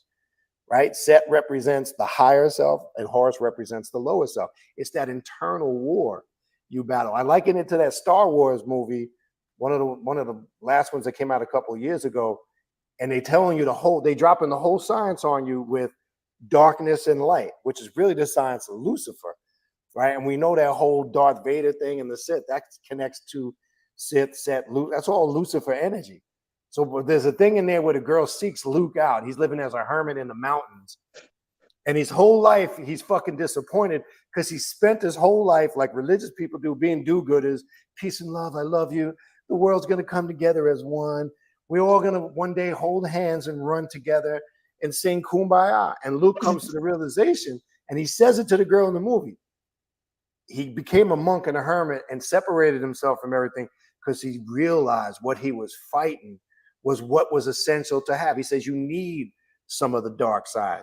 You can't just have the light side, right? And when I saw that movie, I said, look at these motherfuckers. Yeah. Okay. So we utilize those concepts. People act like, people literally ask me this stupid shit. Do you guys meditate? What? Nah, I just walk around angry all fucking day. I literally get people like, what the fuck do you think we do all day? Like, people ask stupid shit. I say, and think we run around sticking our tongues out, screaming at people and shit, and just living in chaos. I'm like, we probably have the art of meditation more down pat, and it's just ignorance is a disease that runs rampant. That's all I gotta say. This world is plagued by this disease that's killing everybody called ignorance. But yeah, I mean, shit. Casting to me is, yes, it is very personal. Was my whole point. What else we got? Yeah, Patrick Morningstar says Tai Chi and Qigong and yoga helps tremendously with anxiety and depression. I got into the Tai Chi. I never did the Qigong. Have you ever done the Qigong? I tried, but I couldn't do it. I was like, you know what, ain't for me. I would love to do a lot of that stuff, but I tried it and I'm like, you know what? This ain't for me. I'm gonna go ahead and I'm gonna let the true people do it. It wasn't working for me. The Tai Chi I can attest to. I've heard the yoga. I've practiced some forms of yoga, the Kundalini yoga. I'm not gonna lie. I haven't been heavy into it, so I'm not gonna front like I have a lot of experience with it because I don't. I did. And I should pick up the Tai Chi again. I did do Tai Chi for a while, and I can attest it does help harmonize your energy, especially stress, anxiety, the whole nine, man. I have a yoga mat, and that's all I'm gonna say about that. That's all I got. I ain't gonna sit there and fucking lie. I got a yoga mat. I may use it to sit on it to eat something, but I have a yoga mat. I just haven't. I don't do yoga the way that it's supposed to be done. Yeah, 100%. Yeah, I mean, you got to be into it. You can't. Look, the bottom line is there's so much stuff out there. We can't be into everything. Right. That's just a reality. And having yoga pants with a yoga mat don't make you yogi motherfuckers. Yeah, exactly. I've seen that too. That's a whole other story for the. Yeah, so people talking about some of the comments when we were talking about Kensington, Philly. Yeah, Patches meant it. Yeah, 120 feet. Listen, New York, and I still go back and forth. New York has never been the same since the pandemic. It's got fucking worse. It's disgusting. Ugh. It's fucking disgusting. The shit that goes on. You look at certain parts where you talk about drug addicts, homelessness, outright crime out in the open. California is getting bad. San Francisco, they just did some crazy shit. 50 people went into, I think it was Lords and Taylor, and they took over $100-something thousand worth of merchandise. Yeah. 50. These motherfuckers crazy. It's crazy. People losing their goddamn mind, man. And Xander makes a comment. It's crazy. Yeah, this drug thing is crazy, man. It's medicating trauma, and that's my whole point. We've got a lot of drugs. We got homelessness. We got disease. We got young women, young girls pregnant on the street, giving birth to baby. We got all this shit going right here on in our streets, and these motherfuckers worried about helping out people that can't stand us. It's like, come on, man, what the fuck is going on here, man? What is going on? Good America. It's crazy, man. It's crazy. All right, what else we got? Yeah, child trafficking. Patrick mentions that. I'm not going to reveal his name because he works for the government, and I have to deal with him. I don't want to sound fucking like Men in Black, but I have to deal with him secretly. He's a hired mercenary to stop child trafficking, and the stories that he tells me is fuck. I basically counsel this dude. The stories he tells me is fucking horrifying. It's just hard. I can unfortunately imagine that shit. Oh man, I don't even want to tell you. It's fucking horrifying, man. I don't even want to get into it. Look, one thing I'm not gonna lie. Over the years, I've done probably 3 or 4 workings with somebody for pedophilia. I ain't gonna lie. I enjoy destroying a fucking pedophile. I'm not gonna lie. Yeah. I get thrills out of that shit. If I do destructive work, I'll just, if I know something, man, I don't, let's just keep that. Listen, that's something I enjoy doing. I feed off of that shit. You want to see a side of me come out that you never seen? Let me do some work on a fucking pedophile. You don't want that shit. Trust me when I tell you. Okay. This is from, all right. So this is from Creative Soul. He says, I've heard people say that Lilith is a man who appears or interacts with humans as a woman. I don't have that experience, so I can't say. I don't really. You have to realize the genders of these entities we just given them. We have to give them genders. That's the only way the human mind can realize it. If Lilith is Luke wanting to have a pussy, hey, I say let Luke do his thing. Yeah. I mean, it is what it is. As far as I mean, people probably say that because to them, Lilith is aggressive. You know what I say about aggressive women? Oh, she probably used to be a man. Right. Yeah, well, I don't. Yeah. The genders we give to these deities are just what it is we give so we can identify them and probably connect with them more, but please. Lilith, Luke, whoever it is, dick or pussy, it is what it is. Well, here's the crazy thing. If we really probe this might ruffle people's feathers. If we really probe this, when you go back to when you go back, say, to Dravidian culture, and if you look, say, for an example, at the Hindu culture, if you look at a lot of the depictions of their deities, they're very androgynous in nature for a reason. Mm-hmm. When you really trace the roots, the reason why, when you look at, for an example, I use that culture as an example, scientists are tracing, there's a such thing as we all know called hermaphrodites or hermaphrodites that have dual sex organs. And they've traced now that these were actually the first people that walked the earth. So I'm saying that the whole gender thing is kind of a little bit twisted. Okay. The whole gender. Now, I want to be clear on what I'm saying this. I want nobody to go to left field with it. Okay. This is why I say when you look at mitochondrial DNA, you look at the body of a man, you look at the body of a woman. Right? To understand this further, where it really starts with the female, a female has everything on her body a man has. We got shit that serves no purpose. Why the fuck we got 2 breasts? They serve absolutely no purpose. Woman had 2 breasts originally because she always used to give birth to twins. So she was always breastfeeding 2 children at the same time. And she produces milk. Here's the key to understand this whole gender thing a little further. Women have higher traces of mitochondrial DNA. Men have very small traces of it. Mitochondrial DNA is the oldest DNA that can be traced to existence on this planet. And it's found in the woman, not the man. This is why when you look at these cultures like Egypt and you look at the ancient Dravidians, now when you get later on to modern day Hinduism, they watered it down because the ancient Dravidians were Africans too. They stole all that shit from the ancient Dravidians. That's why Kali went from black to blue. Kali Ma means the black mother. But why they paint her ass blue? If she's the black mother, they should have kept her ass black. But we know why. We know racism finds its form in every damn culture. They do it to everything. We can say that with the Arabs and Islam. But anyway, the point is with mitochondrial DNA, and this is also, we all have read the stories of Lucy and the bones they found in Africa with Lucy and how they dated to carbon and fossil dating. The bottom line is this: women walk the planet first before men. That's a hard pill for religious people to swallow. And there's scientific evidence to prove this shit.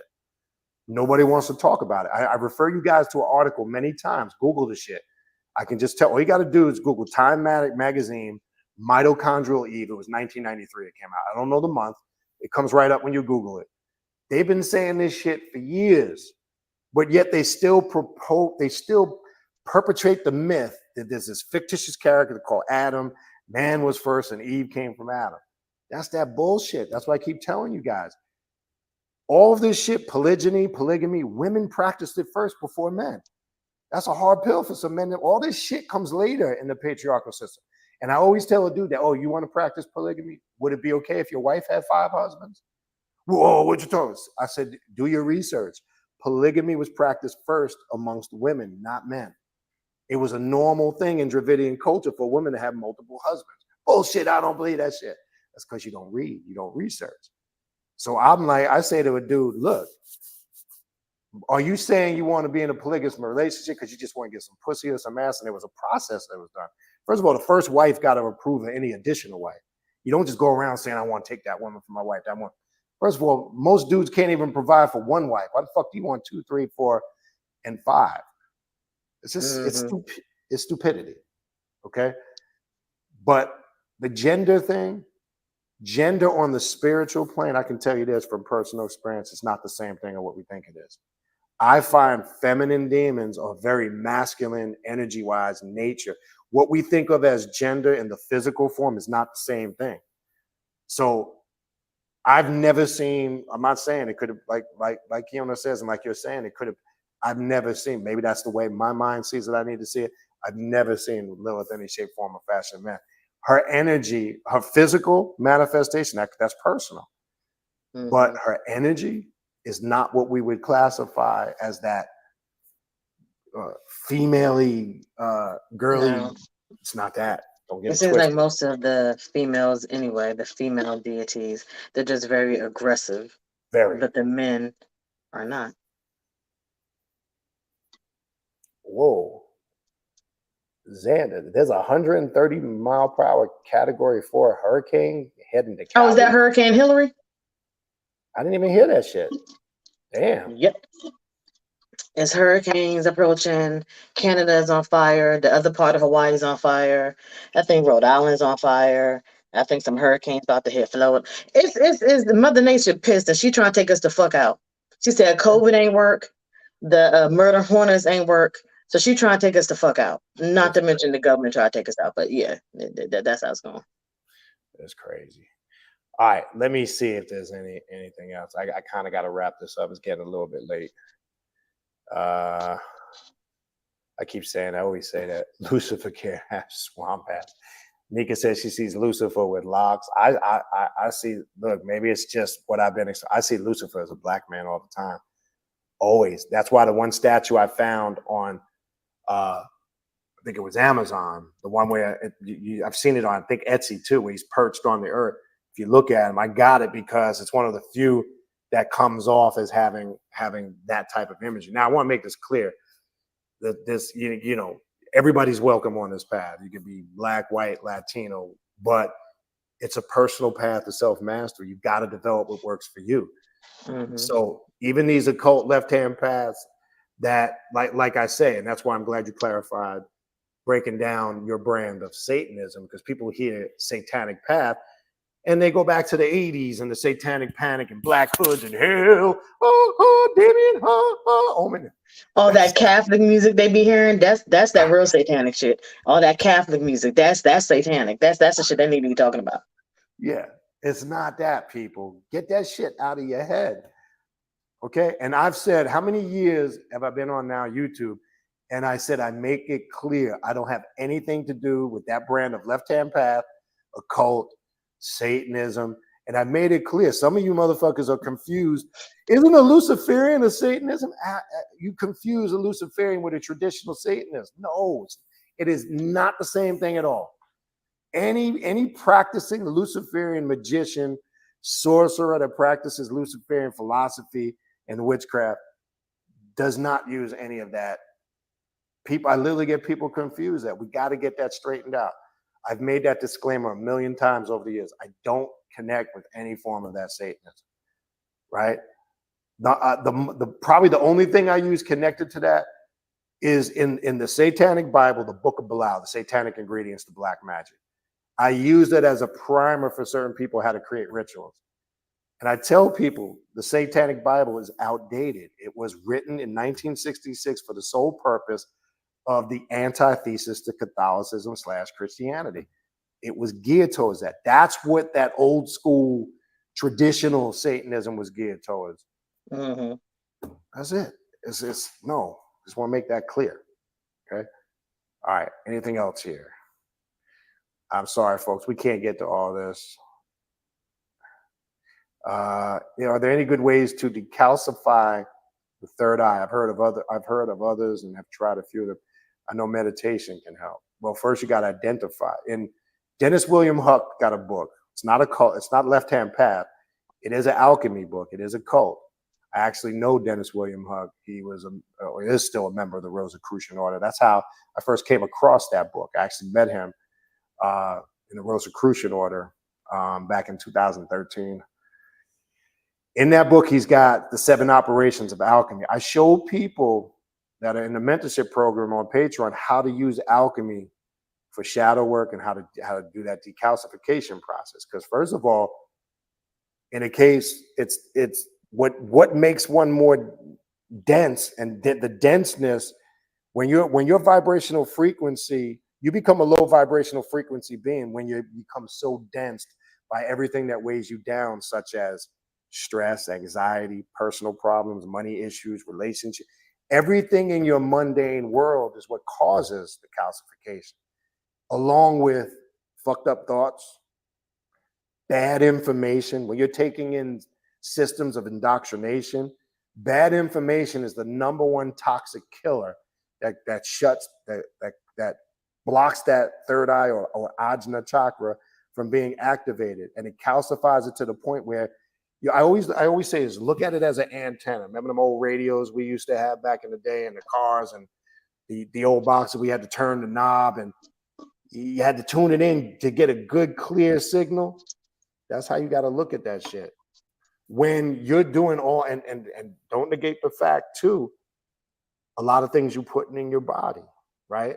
That is going to affect. I was mentioning medicines. It could be synthetics from the medication. You got to also be a lot of the food. Look, it's tough. We're on the go, so a lot of us sometimes just eat what we can grab. But sometimes processed foods can affect that shit too. Medication you're on. If you have any illnesses, right? All of this stuff's got to be factored in. This is why I trip out when people go, yeah, my crown is open and my third eye is out. I'll be like, man, listen, hey, listen, stop. There's some other shit going on there I can see that you need to address, right? But yes, then the other things that you put in your comment there, yes, your spiritual work is what reverses that process. Meditation, rituals. Remember, rituals, simple. What is the word? When you look at the meaning of the word ritual and you go back into the Latin, it connects to the word to transform. You do rituals to transform and evolve and change. That's why you do rituals. So all your ritual work, your meditations, your study, and your spiritual practices is what reverses that process if you're doing it consistently. Okay? Then what starts to naturally happen when the third eye is open, when you start communicating with the spirit, you're having experiences, stuff is happening in your rituals, you're seeing change and results around you. This is why I tell people I can't tell you when it. People are like, well, so when does it happen? There's no time frame. It's not like you sign a contract and 5 years from now, this is when it's going to happen. It's going to happen when you allow it to happen. That's when it happens. Okay? So the calcification, it's a motherfucker. We live in this world today. All these things weigh us down. Your thoughts carry weight. How many times I keep telling people that? That's what creates stress. If thoughts don't carry energy, how's a motherfucker get stressed out and have a nervous breakdown? Because you stress over things. How do you stress? If you think about something so hard, it affects you, good or bad. How many times have you set out to do something and you start doubting, I don't know if the shit's going to work, man. I don't think. And guess what the fuck happens? It doesn't work. Your thoughts carry energy, they carry power, and it carries weight and density. So how you express those thoughts is critical and key. Remember I said a pep comes to you subconsciously and consciously from midnight to dawn. Trust me when I tell you, there's forces at play there. You got to be able to tap it. Why do you think we do most of our work in the late night hours to dawn? Melanin isn't activated during the day. I know it's connected to the sun, right? But your melanin is activated at its highest frequency in the nocturnal hours. I keep telling people that. And it's reverse. If you're dark skinned, you need more of the sun to recharge it. People keep getting that twisted. This is why I tripped out when I came down here and I see black folks walking around with umbrellas in the sun. Bugs me the fuck out. Yeah. Oh, they hate the sun down here. They walk around with umbrellas. And I'm like, wait a minute. When you're fair skinned or very light, all you need is small amounts of sunlight to recharge your melanin. Because darker skinned people, they use it more and it takes longer to replenish. Why do you think when you eat certain foods and you get in the heat, feel like you're gonna pass the fuck out because it can damage your synthetic. Dr. Jewel Pookrum talked about that. I had her on a radio show one time. She broke that shit all down. She said, you dark-skinned black folks, stop hiding from the sun. Now, I'm not saying to stay out there and roast, because look, you can you can be dark and still get, the sun will fuck you up at some point. But what I'm saying is, you were born on a beach. Why the fuck you running from it? That's what we gotta. He said it got umbrellas. They were. Listen, it's a common thing. I ain't never heard of no shit like that. They have umbrellas in the sun when the sun is beaming. With this heat wave and the sun is out, you see them. They at the bus stop. They got the fucking umbrellas. Yo, I told you, ignorance is a disease that runs rampant, man. That's all I can say.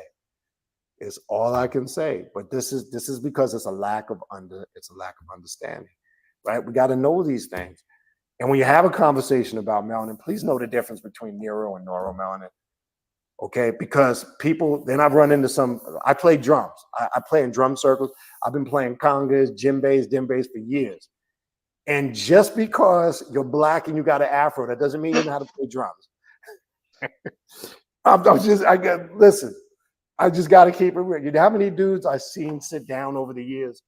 I've had dudes tell me they could play drums. I'm like, all right, good, come on out.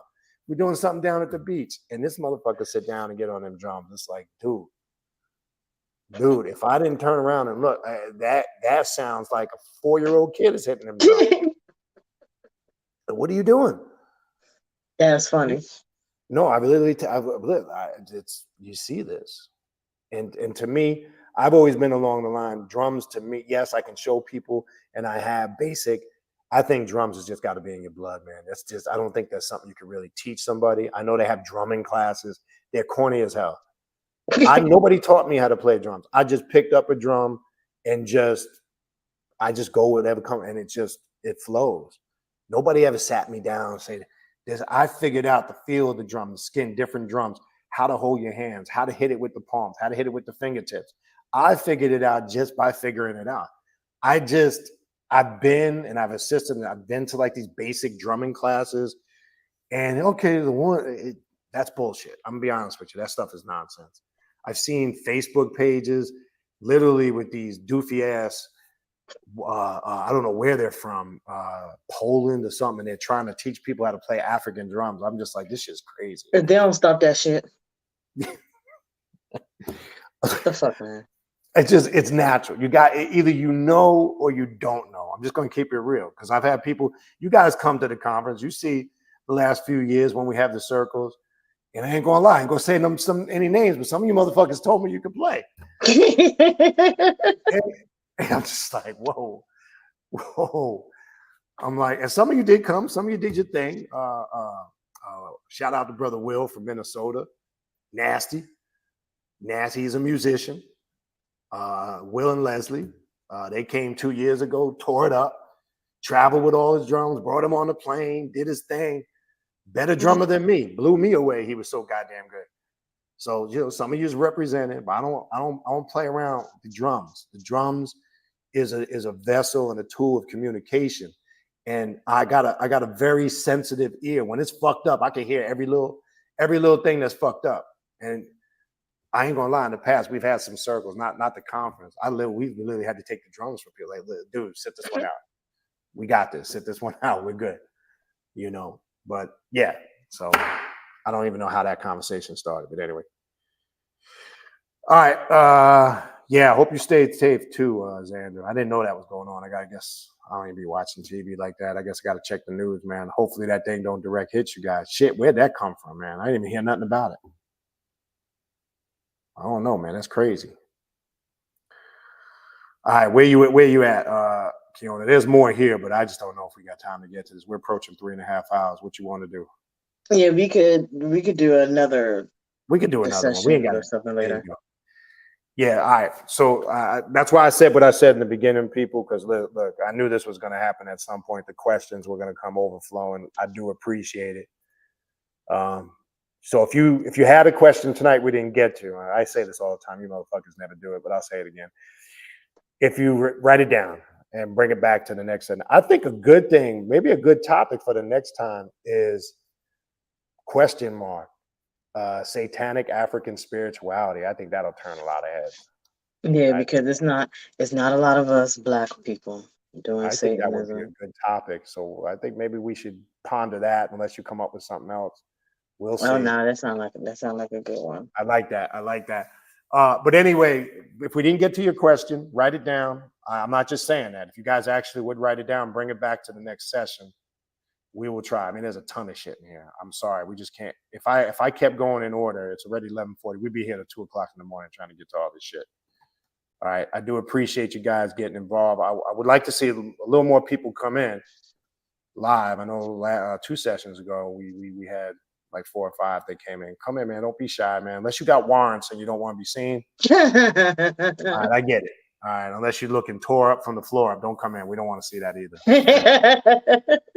But point being is, all right, Keona, before you leave, the parting words, and please one more last time, give your contact information if somebody wants to reach out to you on one of your platforms. All right, so email is tribalsqueen, tribal with the S, queen @gmail.com. On Instagram, it is Keona Canithera. On YouTube, you'll see me under Serenity. Yes, I changed the name. Everything is different. If y'all find me on Facebook, don't add me. I make it so that y'all can't add me because some of y'all motherfuckers be getting some weird. Y'all be sending some weird ass messages. And I would hate to have to send a demon after y'all asking some stupid shit. So my Facebook is not, nah, it ain't for y'all. So a few people don't fuck that up. But email me. You can find me on Instagram. You can find me on YouTube. So yeah, that's the best way. I used to have a phone number, but again, y'all some weird motherfuckers. Yeah, nah, I'm cautious with that. Oh no, it's one of those text numbers. Yeah, I use a Google number for clients. Yeah, so some of y'all motherfuckers is weird. Yeah, I don't give out. And it's normally women. All right, now I'm gonna need y'all bitches to calm down a little bit. Like, come on now, stop doing that shit. All right. Well, look, I appreciate you coming on. We'll definitely get you back on. We'll set a date. I know you're getting settled into a new spot. You just started a new contract with a new company, so I know you got to get settled in. And I know. Yeah, well, I'll be working 14-hour shifts, so I'll at least have a day that I can. Yeah, so we'll get settled in. We'll give you some time. I know you still got to get acclimated, probably get your living space set up and all that good shit. And then we'll ponder something. We'll get you back here. I appreciate everybody tuning in. Again, write the questions down. If we didn't get you tonight, I apologize. Just it's impossible to do this in one setting because we could be here all night.